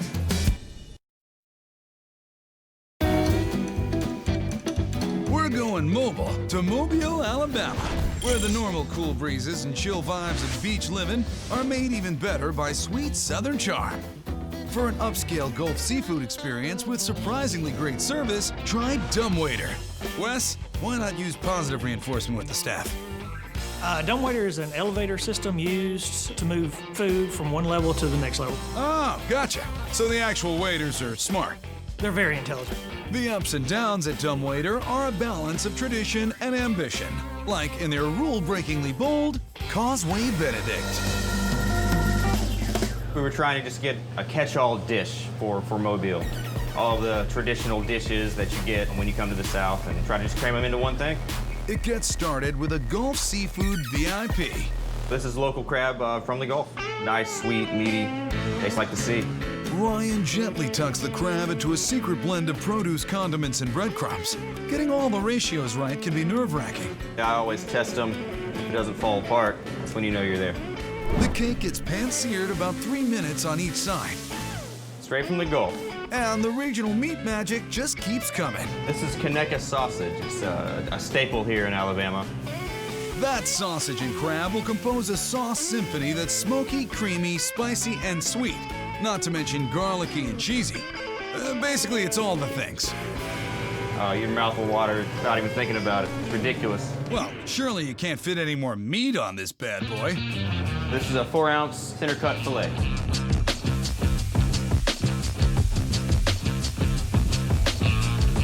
This is our house-made biscuit. Half the biscuit gets topped with a fried green tomato, the other with a hot sauce-infused fried mozzarella medallion. We'll go with our crab cake on the tomato. Have to put the beef and the cheese together. Smother it with a savory sauce, top it with a traditional fried egg, and I have the perfect name for this dish, the Benedict Yumberbatch. Our Causeway Benedict. That's good too, I suppose. It's a whole lot of greatness in one bite. Absolutely wonderful. Sweet, sour, savory, everything is going on together, and it's absolutely outstanding. Surf and turf Southern style is a good description. It's like to die for. You're going to write home about it. Oh, Gulf crab is the best of the best of the best. Fried green tomato is a little tart and works with the crab meat, which is a little sweet. It balances each other out, makes an outstanding meal. But our boy Ryan ain't done frying. Check out the Dumbwaiter Burger. It's a half-pound beef patty stacked with bacon. And this locally raised pork packs a peculiar pedigree. It tastes as good as it does thanks to the farmer who loves those little piggies just a little extra. A nice little quirk about his stuff is he serenades all of his pigs. Light the candle by the bed. Supposedly that makes him better.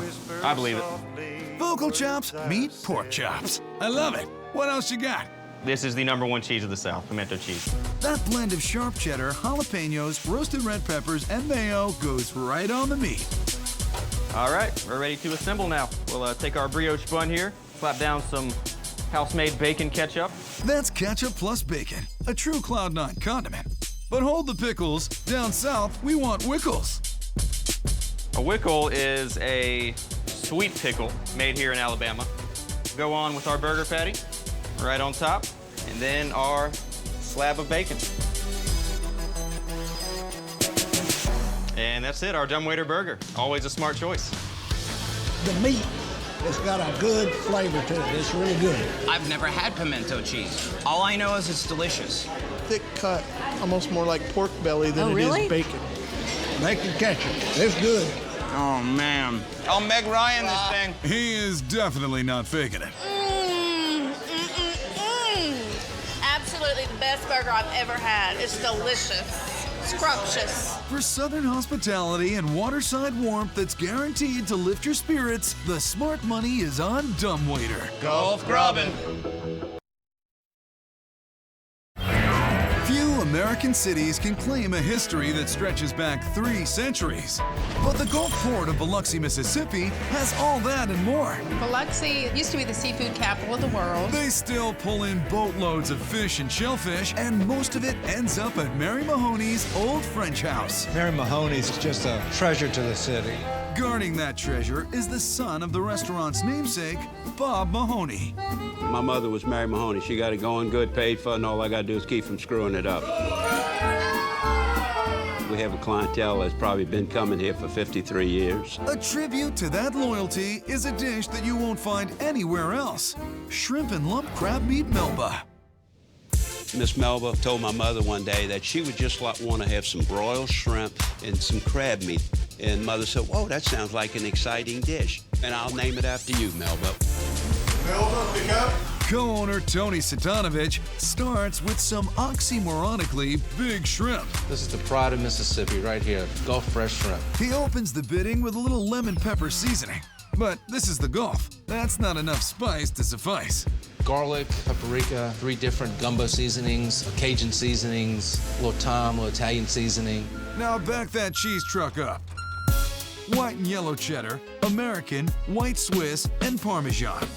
Now we're gonna add a little garlic to it, a few green onions. A bit of mayo for binding, and it all gets blended with the restaurant's home-style hand mixer. We're not afraid to get our hands dirty. Now we're gonna take our cheese mixture that we made, and we're gonna add it to the top of the shrimp. That lid gets slid right over the shrimp, topped with Parmesan and butter, and into the oven it goes. This is blue crab. It's locally caught. This is what they call white gold. Water, butter, sherry, salt, parsley, and then... Now we're gonna add the crab meat. You just want to softly, gently put it in there. You don't want to break it up. Tony's now got everything he needs to make Melba's masterpiece. We're going to take some pasta and make a bed of pasta on the platter. Now we take our shrimp that just came out of the oven. Looks delicious. Cheese nice and melted. And lay it on the pasta. Crab meat, shrimp, and a new super hybrid is born. Surf and serve. Shrimp and lump crab meat Melba, fresh out of the Gulf. So good. Amazing. The buttery flavor, the texture of the crab meat. Cheese and lump crab meat is very good. Melty and chewy, everything about it is good. Yeah, you can tell the difference between import and the Gulf. It's 2 different kinds of shrimp. So much fresher. It's all out of the Gulf, swimming yesterday and on your plate today. Trying to decide between something sweet or perhaps an after-dinner drink? Tony's got a delicious twofer with their famous bread pudding with rum sauce. It's just delicious and people love it. They've been coming here for years to get it. He starts putting this pudding together with a mix of eggs, sugar, milk, and half and half. Now we're going to add a little vanilla extract, rum extract, cinnamon, and a little nutmeg. That's a short and sweet list of ingredients, but bread pudding is a labor of loaf. Specifically, you can't make good bread pudding without real French bread. We take our bread and we'll tear it up into small pieces and add it to our pan. This is how we break bread in the South. Tony then adds raisins for reasons known only to himself. Now we're going to add the mixture so that we can coat the bread with it. We want all the bread soaked with the flavor. Now we're going to take this, we're going to bake it in the oven at 225 for about an hour and a half. Golden brown, the dessert gets crowned with that signature sauce. Our homemade rum sauce with real rum. Best bread pudding in Mississippi. A Mary Mahoney's Gulf favorite since 1964. Sugar and rum, it's the way to go. The rum sauce is phenomenal. Complements the bread pudding really well. The grand finale is the bread pudding. So good. If you want to beat those Biloxi blues, take your Mississippi yearning for classic Gulf Coast flavors over to Mary Mahoney's Old French House. For the Gulf Coast, as far as I'm concerned, it's probably the best. America's Gulf Coast may be on the bottom of the map, but it belongs on the top of your must-eat list. Let's pass go and head directly to Boardwalk, where the food will take you by surprise. Oh, there's bacon on it. I love bacon. It's not your typical Boardwalk food. It's like minty but spicy at the same time. Unreal. It makes me feel like I'm on vacation. Boardwalks just ignite our passion. My first kiss actually happened right over there on the boardwalk. We're macking on the boardwalk. I'm talking about the passion for food. Oh my God, that is gorgeous! Ready for some Boardwalk bites? Perfect.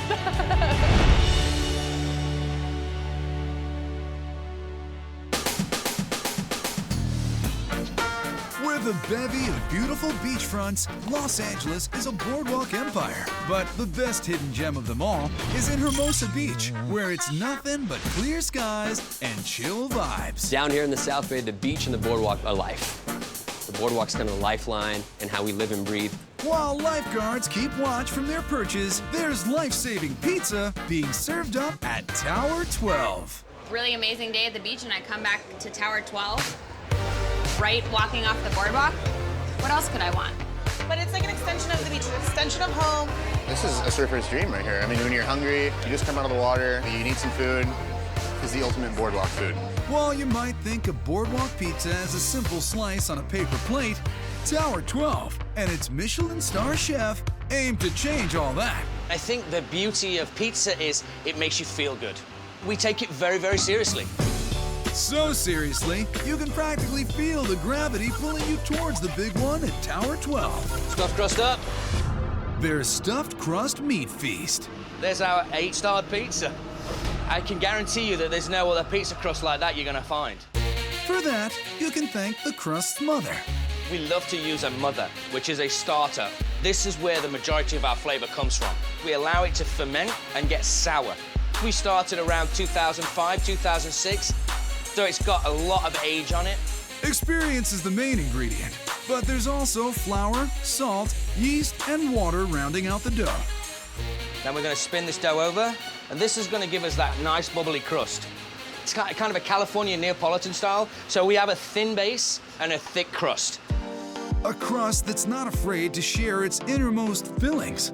Whole milk ricotta, Parmesan, shallots, and chives. Because we are adding the Parmesan, we're getting a bunch of umami in there. When you bake it, it's almost like hot cream.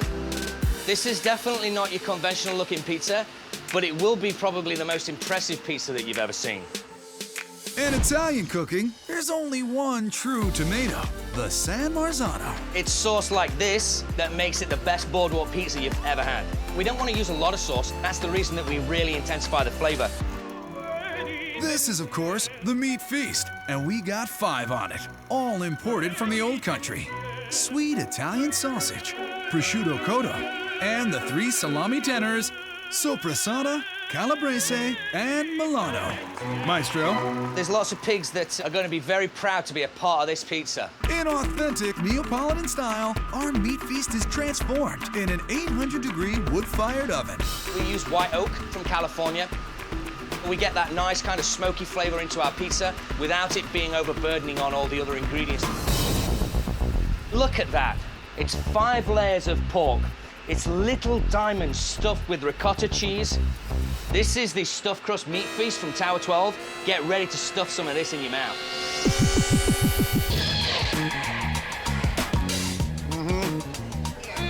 So good. Wow. Look at that. You don't see that. Look at that ricotta. Oh, baby. I'm in a little bit of heaven right now. That is the perfect boardwalk bite right there. You know, fresh off the beach, you're hungry. Makes me so happy. You have no idea. Probably one of the best pizzas I've ever had with all the meats. It's a quadruple shot of goodness. Crispy on the outside, a little bit of fluffiness from the ricotta. Love it. On this side, you got your traditional pizza right here. And on this side, you got that cheesy goodness in every bite, you know? Some people call this the bomb. I call it perfection. Tower 12 pays tribute to another sacred surf spot with their Bonsai Pipeline Hawaiian. And Brendan's not afraid to pick a side on one of the most divisive topics in the pizza world. I'm not what you would call a pizza purist. I actually enjoy pineapple on my pizza. I don't think there's anything better than that kind of salty from the ham, the sweet from the pineapple. There's a slightly different stacking strategy here. We put our meats on first. We use the cheese on the last one to kind of protect the meats from charring. This one, we want a little char on the meats. The oven's about to go ham on that ham, thanks to a secret weapon. We're gonna turbocharge it with some wood chip. These wood chips, they're like nitros for the oven. They're gonna give you that extra 5 miles an hour that you need to make the perfect pizza. Gentlemen, start your oven. So, final touches on this pizza. We want to add a little bit more depth of flavor. So we're gonna add some fresh mint. And then chilies. A few friendly Fresnos, to be precise. That's our Bonsai Pipeline Hawaiian pizza. That's taking pizza from 10 to 11. That is delicious. Amazing. It's like minty but spicy at the same time. Unreal. Oh, so good. You got mint in there. Oh, it's just a combination of flavors. This pizza is insanely good. Wood fire pizza, man, it's the best. Get those nice toasty parts, some softer crust. You can definitely taste the little kick of the Fresno chilies. That mint kind of tones it down with the pineapple. There's boardwalk food and there's Tower 12 food. SoCal is really becoming a player in the pizza game lately. And in the South Bay, all waves lead to Tower 12! Ocean City, Maryland is one of the oldest and most genteel boardwalks on the eastern seaboard. It was originally built in 1910. It's 2.5 miles long. That old-timey feel extends into one of the most fun spots to eat and drink here, the Brass Ball Saloon. Back in the day, at this eclectically decorated joint, you could barter for your burger. The original owner, he liked antiquing. People brought in little knickknacks. They would exchange food or drinks or otherwise for the things that became part of the motif of the inside of the restaurant. No stack of knickknacks could ever match up to the boldest burger on the menu these days. Behold, the biggest balls of them all. It is our burger challenge. We're gonna need a bigger bathing suit. Challenge came about originally because people kept asking for bigger and bigger burgers. It's 4 8-ounce patties, which for those you can add is 2 pounds. I was told there would be no meth, but there are spices. It's a special seasoning, special to Brass Balls only. No mere bun can cradle this massive burger. We use one of our bread bowls that we use for seafood chowder every day, slice it in half for top and bottom. Each patty gets the American cheese double down, and we're almost ready for the ball. Nice and juicy the way we like it. You'd think there'd be some kind of pulley system, but Ryan builds this beast lovingly by hand. We're gonna start with a layer of bacon. We're gonna top that with some lettuce and some tomato. Then we're gonna throw a patty on top of that. I like where this is going. Then we're gonna do it all over again. I'm glad Ryan is the one kid who was encouraged to play with his food. Gonna make sure we hold it all together. And just for kicks, some fries. Where can you find the biggest burger on the boardwalk? Brass Ball Saloon in Ocean City, Maryland. God, that is gorgeous! Bacon burger, bacon lettuce burger, lettuce tomato, bacon burger. You got it all in this. It's very juicy. Delicious. Cheers, friends. Cheers. Yeah. Now we'll see who bows down and who takes the crown. Or in this case, the t-shirt. Bacon is excellent. Lettuce, the cheese, it's all good. You can do this with your mind to it. I need to focus. That's the trick. I overheard him saying he was going to do it, so I'm doing it. And I'm going to finish it. I like her determination. Like the tide, the confidence of these competitors ebbs and flows. I am loving this burger, but it's intimidating and scary. I'm in the zone. I'm right here. And I'm going to eat it all. I underestimated the size of this burger, I'm not gonna lie. Let's see who are the champions and who's throwing in the napkin. I'm done. I can't do this. This is too much. Oh my God. Unbelievable. It was delicious, time-consuming, and amazing all at the same time. Having the biggest balls of them all, that is your prize. The boardwalk, a burger, and some bragging rights. It's all here at Brass Ball Saloon. Woo! Thank you, Brass Balls, for challenging me.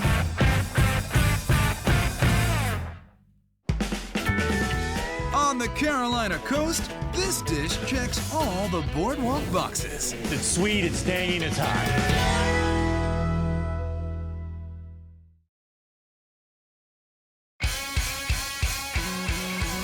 The historic boardwalk at Myrtle Beach is the center pendant of that pearly white sandy stretch of Carolina coast known as the Grand Strand. Myrtle Beach is a wonderful place. The boardwalk is crazy. You just never know who you're going to see. A little piece of heaven on earth.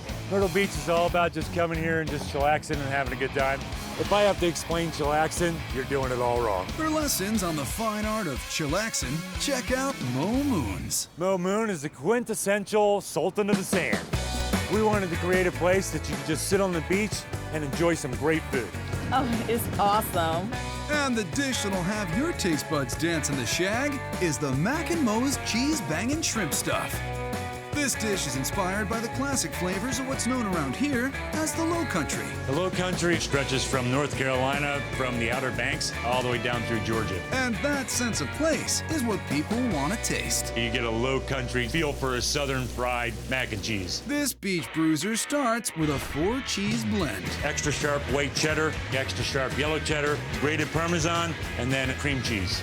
Eggs, Worcestershire sauce, hot sauce, black pepper, kosher salt, and onions get blended together in a riptide of tastestosterone.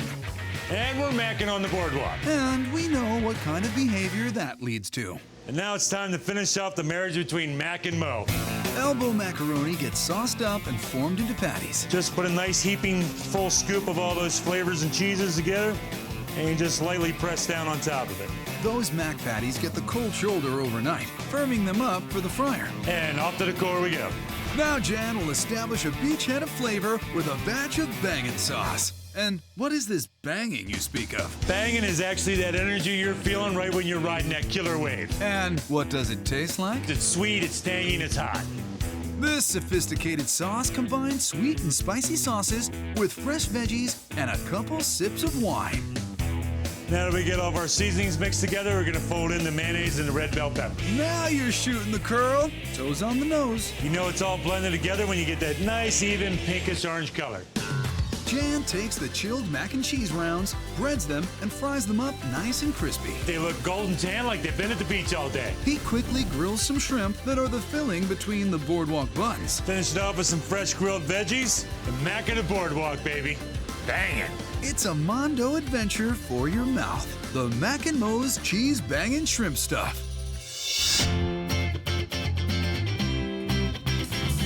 That's good. Sweet, a little bit of spice to it. The mac and cheese just stands out left and right. This is one of the best mac and cheese I ever had right after Grandma's. It's like a little angel with tattoos on it dancing on my tongue. Stop dancing. The sauce is excellent. It's banging. Say goodbye to boxed mac and cheese. Fishing for another boardwalk beauty? You'll swoon for Mo Moon's Po' Boy du jour. This is gonna be the catch of the day, po' boy with flounder. And when it comes to seasonal seafood, well, that's why Mo Moon's loves this location. This fresh flounder is caught basically right on the other side of this wall out there in the Atlantic Ocean. We're gonna take the fresh flounder, we're gonna dust it in the flour, and then we're gonna drop it in the fryer and give it that golden brown tan. The flounder is fried perfectly, crunchy on the outside, but flaky on the inside. All right, let's build this po' boy. We use a traditional French hoagie roll with a nice thin, light crust on it. You get your standard complement of po' boy condiments. Then we're gonna finish it off with some of that bangin' sauce and some ranch dressing. Oh, don't forget the Cajun fries. This is the type of po' boy that you can just grab and go and walk down the boardwalk with it. So good. Tastes like it's just plucked from the ocean. This is what you come to the beach for. On the inside, it's so moist. It's so tender. Awesome. The sauce definitely makes the sandwich kicking and banging. Yes, it's really great. For banging boardwalk fun on the South Atlantic, Mo Moon's cannot be eclipsed. Pop your board in the sand and come in and grab a good bite. Being on the beach with some sand, a little bit of breeze, feels a little bit like twinkly. You feel that feeling? Hold on to it, now let it go. Delicious. A beautiful Myrtle Beach. It's the best place on earth.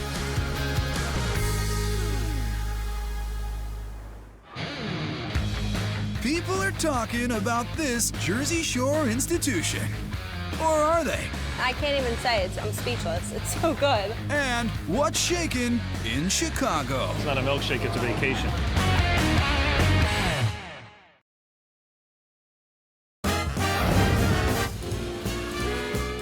In Ocean City, New Jersey, some things never change. Like every child's favorite spot on the boardwalk here, Shriver's Saltwater Taffy and Fudge. The original Shriver's opened in 1898. People have been coming to Shriver's for generations. We have grandparents who bring their grandchildren, and they watch the taffy being made just as they did when they were young. Taffy process is pretty incredible to watch. What is it about taffy that's just so timeless? It's sweet, it's fresh, it's... Addicting. Yes. I can't just eat one, I have to eat like 3 or 4. Boxes. It makes me feel like I'm on vacation. At Shriver's, this traditional taste of summer is actually a taste of the old country. My grandfather most likely got his candy recipes from his father, and we still have them in our archives. They're all written in German. On behalf of kids of all ages, Dankeschön, Great Gramps. Thanks especially for the perfect summery sweet flavor of Shriver's Watermelon Taffy. Walking us through this push and pull process is Merle, with a little heave-ho help from her husband, Blue. This is about 30 pounds of sugar that's going into the top of the cooking machine. Corn syrup is added, as well as fat to keep the sugars from separating. And now is where the salt water goes in, right? It's one of the greatest myths of saltwater taffy is that there is salt water in the taffy. This isn't true. The legend started in Atlantic City with one of the original seaside taffy makers. One night, the water came up, washed over his product, and became saltwater taffy. Aha! So it was just clever marketing. Once the sugar smasher reaches temp, the bottom is emptied and the base taffy is cooled for 24 hours before color is added. With the watermelon, we take pink and green and actually wrap one inside of the other. With a touch of red ready to go, Blue loads all 50 pounds onto the taffy puller, adding the watermelon flavoring as it goes. This process adds the air to the taffy, which allows it to become more chewy. It doesn't stick to the roof of your mouth. The same hypnotic process happens to the green half. The two colors are sandwiched together and lugged over to a roller that feeds the tapered taffy log into a machine that cuts and wraps all at once. It makes a lot of noise, but it runs about 350 to 500 pieces a minute, depending on the setting. One giant tube of taffy later, and Shriver's Saltwater Taffy, the oldest and best tradition on the Ocean City Boardwalk. Wow. It's chewy, it's sweet, that's just amazing. Great job back there, you guys. It tastes really good. It tastes almost like real watermelon, but better, because it's just sweeter. I could eat 1,000 of them. It's delicious. It's really sticky and chewy, sweet, and you get to enjoy it a lot longer that way. I'm gonna break it in half so I can get that nice stretch in there. Wow. I've actually never had the watermelon flavor before, but it's really good. This is just incredible. It's so sticky and it's so joyful to have in your mouth. I just love it. This is the definition of heaven. saltwater taffy isn't the only boardwalk bonbon that Shriver's makes in-house. If you're a fan of chocolate over chewy, you gotta sink your teeth into their sea salt fudge. Fudge is just one of those things that is just a must when you come to the Jersey City Boardwalk. Like so many age-old recipes, it's full of delicious fats, like evaporated milk and butter. 3 kinds of sugar and heavy cream fill out the dream team. And this actually cooks as it mixes. These are pieces of semi-sweet chocolate. We've melted it down a little bit to help it mix with the fudge. Fondant, normally found on cakes, adds the fudge-like consistency. This is probably the part where it would be every child's dream to have this beater handed over to them after Mom was finished mixing. The fudge is molded and cooled in 12-pound trays. We definitely need to finish this off with some sea salt. Anything salty and sweet is delicious together. Once completely cooled, the slabs are measured out and cut. Shriver's fudge, homemade, just like my great-grandfather used to make. He's not exaggerating. This is him all the time. It was really delicious. Just very smooth, very sweet, very salty. I love it. I can't even say it. I'm speechless. It's so good. This is the best fudge I've ever eaten in my whole life. I could eat 100 pounds. I really love it that much. Oh my God. I love chocolate and sea salt. It's one of my favorite things in the whole world. It just kind of cuts the sweetness, which is fantastic. My favorite thing about the fudge at Shriver's is you know it's homemade, you know it's going to be fresh, you know it's going to be good. I've been coming down here for 30 years and never disappointed. You're just never disappointed. It's awesome.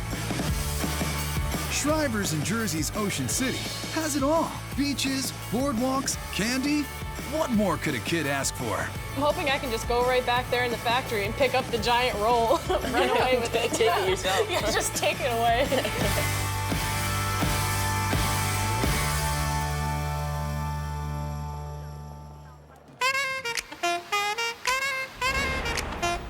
Who says you need an ocean to have a boardwalk? Chicago's Navy Pier thrusts 3,300 feet of family fun out onto Lake Michigan. When you think of Chicago, Navy Pier is one of the staples. when you're on the boardwalk itself, you can see the city, the skyline. It's beautiful. This is the best boardwalk in America, definitely. When you're in the mood for pier food that's a cut above the usual burger joint, DMK Burger is the place to land on Boardwalk. Here you are at the greatest tourist destination in the Midwest, having the greatest burger in Chicago, hand-cut fries, craft beers if you're old enough, or great thick milkshakes if you're young, and it's a great day. In the Windy City, DMK has a reputation for inventive flavor combos. Case in point, their blueberry barbecue sauce bison burger. What makes the bison burger really great is this combination of fresh goat cheese and the sweet, tart tanginess of fresh blueberry barbecue sauce. Flipping the barbecue script in the kitchen is Chef Carlos Ramirez, who's already got diced onions and jalapenos sauteing away on the stovetop with ketchup and brown sugar. This is gonna start getting a nice sweetness flavor to it. Next, we gotta start rounding it out with some Dijon mustard for a little bit of tang. He brings tardy to the party with some rice wine vinegar and adds another hottie, pepper sauce. After the heat comes the sweet. This is the star of this sauce, our blueberries. As you can tell right now, the sauce is very red. It's barely starting to come together. This is gonna turn into a nice purple. Michael, how'd you come up with this unique Q combo? It was blueberry season in Michigan. Our growing season in the Midwest is short, and we take great advantage of it. This sweet and tart sweetheart of a sauce pairs perfectly with the leaner, richer taste of their hand-packed bison patty. Bison burgers beat beef, in my book, every day. Less fat, more on the leaner side, healthier choice or option to our regular beef patties. We season every patty here at DMK with our secret seasoning, salt, pepper base. If I told you the rest, you'd end up at the bottom of Lake Michigan. Carlos fills the other side of his grill with buttered potato rolls from the local bakery until they're golden and crunchy. This elevated boardwalk burger is about to reach the next level. We use goat cheese for this bison burger. It kind of ties everything together. It's nice, light. It gives a nice little creaminess to the whole burger that'll play well with our barbecue and our pickled red onion. The bison cozies up to the goat cheese, and Carlos caps it with a scoop of blueberry barbecue sauce and those pickled red onions you've been hearing about. There we have it, the DMK Bison Burger, the best burger on any boardwalk.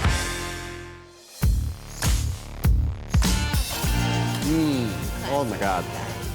Oh man, you can definitely taste that blueberry. I really enjoy that. It's very tangy, so the meat is very rich. Oh my God, I didn't realize there's goat cheese on it. I love goat cheese. There's a sweetness to it. There's a little bit of spice to it. I don't think I've ever had a blueberry barbecue sauce ever, but it's amazing. Yeah, that's better than a normal burger for sure. That blueberry barbecue is outstanding. And you've had bison before. Isn't that good? Wow. Oh, I love goat cheese. I'm definitely a bison convert after this. Nothing washes down a burger quite like a cold milkshake, especially the way DMK boozes them up. It's not a milkshake, it's a vacation. And a classic-style milkshake deserves to ride shotgun with its dynamic diner cohort, the Patty Melt. The flavor that sets this Patty Melt apart starts in the morning with a grill full of charring red onions. We char red onions in order to actually burn one side of them. And that char gives us that sort of charcoal characteristic. And then we splash it with real aged balsamic vinegar to, again, balance that sweetness of the onion, that little bit of char and acid. Another DMK twist is replacing your typical Thousand Island with a remoulade of mayo, relish, ketchup, and capers. Seasoned beef patties and buttered rye bread helps this patty melt meet classic diner-style regulations. One slice of rye gets a smear of remoulade and some charred onions. This is a piece of art in the making. We'll take our bacon, add it on there. Next up, we'll take our cheese, and we'll just kind of let that marry together on the grill. The burger also gets a slice of smoked Swiss to underline the melt part of Patty Melt. This masterpiece gets paired with some of their fresh hand-cut French fries. Time to party with the Patty Melt here at DMK Navy Pier. Oh my goodness. Oh, there's bacon on it. I love bacon. It's insane. It's so good. This is a patty melt explosion is what this is. I don't know what the sauce is called, but it's amazing. Wow. It's just really sweet, and definitely that pickle taste to it. It's just amazing. These balsamic onions are amazing. I want to put them in everything that I eat. The remoulade goes really well with like the cheese. Like it's melty, and one's kind of sweet, and the cheese is kind of salty. They complement each other really well. This is like next level patty melt. Can't beat that. Baby Pier, boats, hot day, patty melt. DMK Burger Bar at the Navy Pier is raising the high watermark for burgers on the boardwalk. Now, your only dilemma is which one should you get? Yours is good. Mine's better. My bison burger is definitely better. Both of them are so good. Maybe we should split half and half. I'm not sure.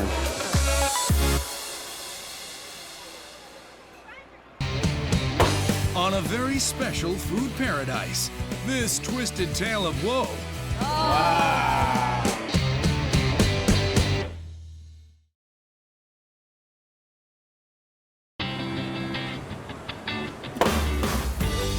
The Jersey Shore is the birthplace of the boardwalk, so no ride around the carousel of pier food favorites would be complete without a stop in Wildwood, New Jersey, home of Maury's Piers. Maury's Piers started in 1969.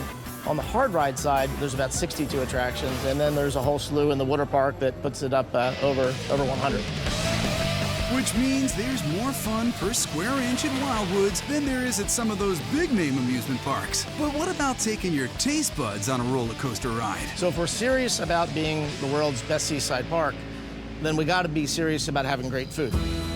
That's where Joe's Fish Company on the Surfside Pier comes in. One of the ways I think we can have great food is peek back at the past and look at jumbo this and outrageous this and that, and then try to reinvent that. And the Krabby Pretzel is one way that I think we've been able to reinvent that. It's not your typical boardwalk food. It's not your pizza, cotton candy, funnel cake. It's actual real food for real families. We love Joe's! Taking typical pier food higher than a Ferris wheel is what Joe's is all about, as evidenced by their colossal Krabby Pretzel. Yeah, one of the best things you can see on a kid's face is when a plate comes out and you see their eyes and their mouth and they go, "Whoa, look at that!" Keep your head and arms inside the ride at all times, or Chef Betsy Gar may not share this seaside snack with you. Our crab dip is excellent. It's our own house recipe, and it's a great shareable appetizer. You need lots of cream cheese to make this dip good. We add our mayonnaise. We're gonna add some sour cream. Just thins it out a little bit, gives it a little bit of richness. The creamy, cheesy base gets a touch of lemon juice, and then she fills it with flavor. Old Bay seasoning and the cheddar cheese. Then we want to stir this before we add the crab meat in because we don't want to break up the crab too much. Betsy adds a bowl full of super lump crab meat and gingerly folds that all together. So now we're gonna put some into our piping bag. It's looking good, but we want it to look really pretty, so that's why we pipe it onto the pretzel. Speaking of which, where is that naughty bad boy? This is our jumbo Bavarian pretzel. Folks, get all twisted for this locally baked giant. You've heard of the Pied Piper. I'm the pretzel piper. Betsy lays down a layer of creamy crab dip and tops it with more shredded cheddar. Then it spends 7 minutes in heaven, AKA the oven, till it's nice and bubbly. Joe's Krabby Pretzel. Sink your claws into this.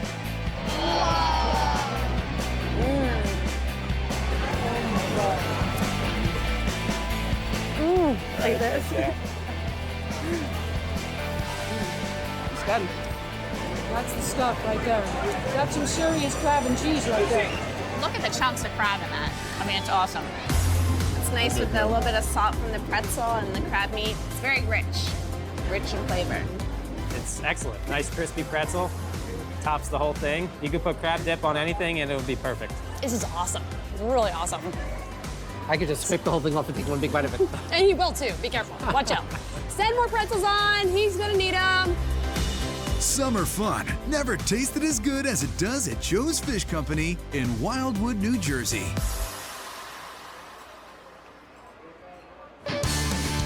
Quick, describe these Texas Boardwalk fish and chips in 7 words or less. That might have been 8.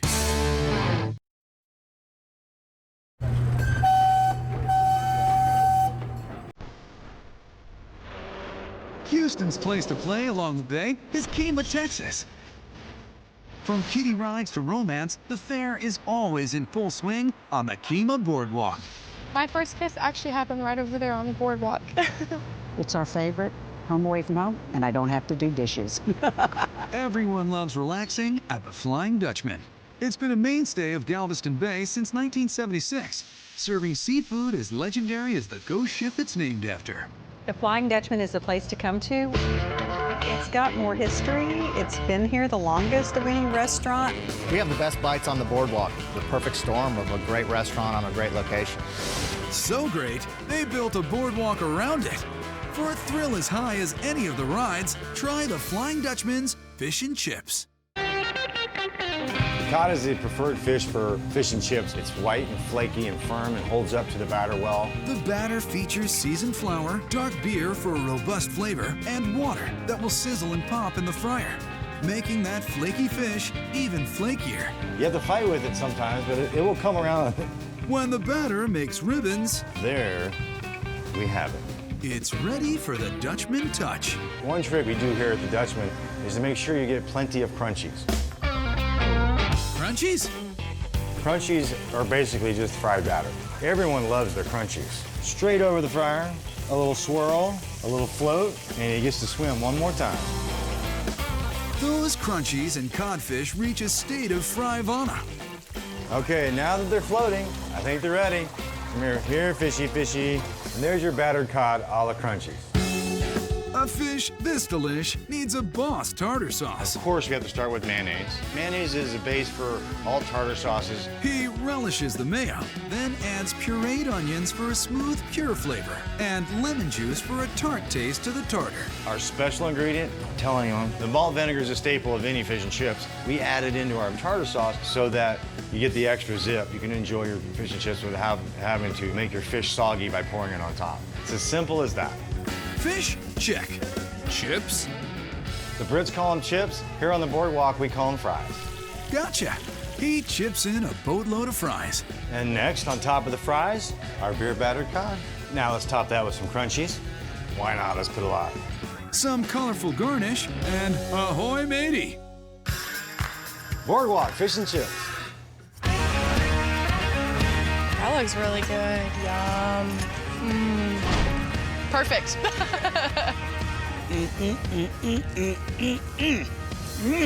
This is delicious. This tastes like a really authentic fish and chips, but with a little twist on it. That is delicious. It is so flaky. Oh my gosh. I think that is some of the best fish and chips I've ever eaten. It's so fresh, and it's so crisp and moist. I mean, this is awesome. Love the crunchies. You've always been a crunchy girl. The Gulf is full of fabulous shrimp, and Chef Michael's got the perfect way to serve them. The Flying Dutchman's Shrimp Tostadas. The shrimp tostadas are light, cool, and crunchy. It's the perfect thing to eat on a hot day on the boardwalk. Here, the shrimp are extra jumbo because Texas. Our shrimp are from the Gulf, just off our boardwalk. With Louisiana so close, we blacken our shrimp to go along with our Texas flavors. Michael gives them a generous seasoning, then grills with buku butter. A little more butter doesn't hurt. Too bad you can't smell that. The blackening spice, the butter, the shrimp. Gulf Coast. Buttery, shrimpy, sizzly, blackened. With the shrimp good and grilled, he rocks the guac. Can't have too much guacamole. That's a long guac for a short pier. On top, he piles crisp, crunchy cabbage, plump, buttery shrimp, and creamy, salty cotija cheese. The jalapeno avocado ranch is cool, spicy, and creamy, and it perfectly complements our blackened shrimp. House-made ranch dressing gets dressed up with cool sour cream, creamy avocados, and hot roasted jalapenos. The roasted jalapeno adds just enough spice. People in Texas like a little spice. That zesty ranch ratchets up the flavor, and the cilantro radish garnish adds a crisp, cool bite. Blackened shrimp tostadas, the perfect dish to eat out on the boardwalk. That's really good. Super fresh. I'm a big shrimp fan. I like how cool it is, but the blackening really just adds that extra kick. Love the jalapeno sauce. Oh, it's so flavorful. That's really good. I don't think I've ever had that before, Your Honor. We get the grilled shrimp with just a normal seasoning, but not blackened. This is very good. It's just sinful. I love the mix of the radish and the fresh vegetables, and my favorite part, I love the blackened seasoning, but the jalapeno ranch really gives it that extra bite, and it's just over the top. It's my favorite. I get it every time I come. Seaside rides at the Kemah Boardwalk and fresh seafood at the Flying Dutchman. It's the perfect pair at the perfect pier. Come to Kemah. We love you.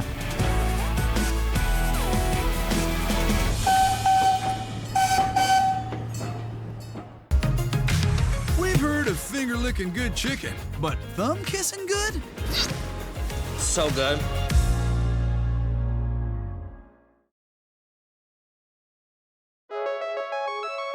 For Emerald coasters looking for a tropical boardwalk stroll, Florida's Okaloosa Island has the goods. Okaloosa Island has the best beaches in Florida, no doubt about it. Up here in the Panhandle, it's all about the sand, baby. Actually, it's quartz, which makes the sand white. The only area in the state of Florida that has the quartz white sand.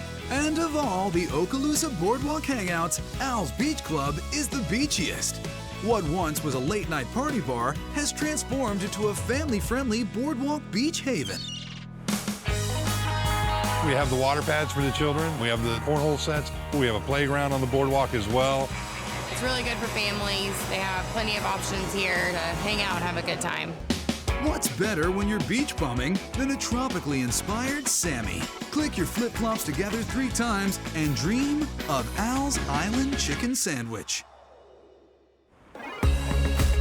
I've traveled the whole world, and this is the best place to be a chef. The secret of this tropical tastecation is Chef Matt's own sweet chili sauce with soy sauce, fresh garlic and ginger, and oh, that sweet, sweet chili sauce. What makes this different is that we add sweet chili soy that actually makes it a little bit different than normal teriyaki. Being from Philippines, we use teriyaki a lot, so throwing a little bit of sweet and sour mixture into it actually changed the whole complex of the normal teriyaki flavor. So pretty much it's a duck sauce that helps give this chicken the flavor of the islands. To add to this flavor cruise, pineapple, say aloha to the grill. We're gonna sear on the outside, but not overcook it. That way we can still get the crunch, and we're still getting the sweetness out of the pineapple. After that sweetness comes the salty, with thick-cut applewood smoked bacon. So these are actually a longer and thicker cut. That way you get more of the crunch and the salty flavor off of it. Now our bird joins the luau. To prep for maximum tenderness pre-sizzle, this chick has been chilling in a brine with garlic, sugar, and jalapeno. So are we bringing the heat or what? The jalapenos is more of a flavor more than it is for the spice that you're getting out of it. Very mild. If you say so. Feels like it's getting hot in here. It's a little hot, but if you can't handle the heat, then you don't need to be in the kitchen. Yeah, baby. Butter up the bun, so that way when we throw on the flat top, we got a nice crust on the inside, but it also warms up the outside of the bun without making the whole bun too crispy. Let's build this boardwalk empire. Today's forecast, an afternoon tropical sauce drenching. You want to cascade it, you want to start from the center and just do a nice little circle. That way it just oozes right off of it. He drops that pineapple, those 2 fat little piggies, and a breeze of cilantro. Pier fries, fresh cut and salty, complete this boardwalk banquet. Al's Island Chicken Sandwich, best bite on the boardwalk. So good, Molly. Oh my gosh. So good. The chicken is super tender. The bacon is really thick and awesome, super salty. What do they say? Bacon makes everything better. Regular pineapple is awesome, but when you grill it, it just adds that extra touch. It makes your chicken sandwich.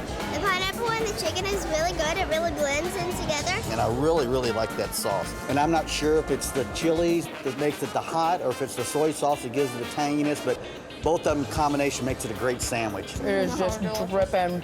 We're gonna need a lot of napkins. Nice and messy. I need a bath after this. Should eat it in a swimsuit.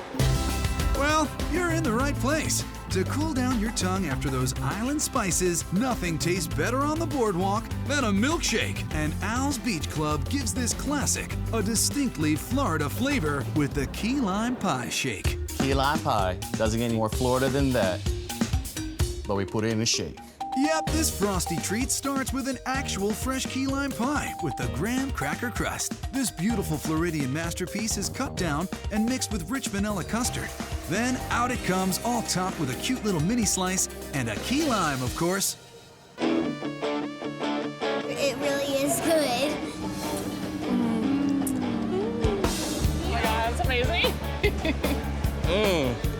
That takes me back to the time that I went down to the Florida Keys. Key lime pie sounds like to me it's like a liquid cake. You're just having a cake in a glass, and that's about what it tastes like. Oh my gosh, she has a piece of pie. She has a whole slice of pie in there. You actually get the key lime pie with the drink. So good. You can just taste the fresh lime that's in there. Combined with the graham cracker, awesome. Oh, and since we are on the beach boardwalk, you can also have the shake made grown-up style. I can even taste the vanilla vodka that they put in there. Hey, you, over there. Anything to say about this boozy boardwalk delight? Speechless, and that's just fine. At Al's Beach Club, where the vibe is chill, the food is tropical, and life is a boardwalk paradise. We love the boardwalk!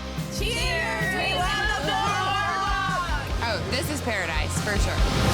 Nothing against that old song, but why be on a blanket under the boardwalk when there's so much great food on top?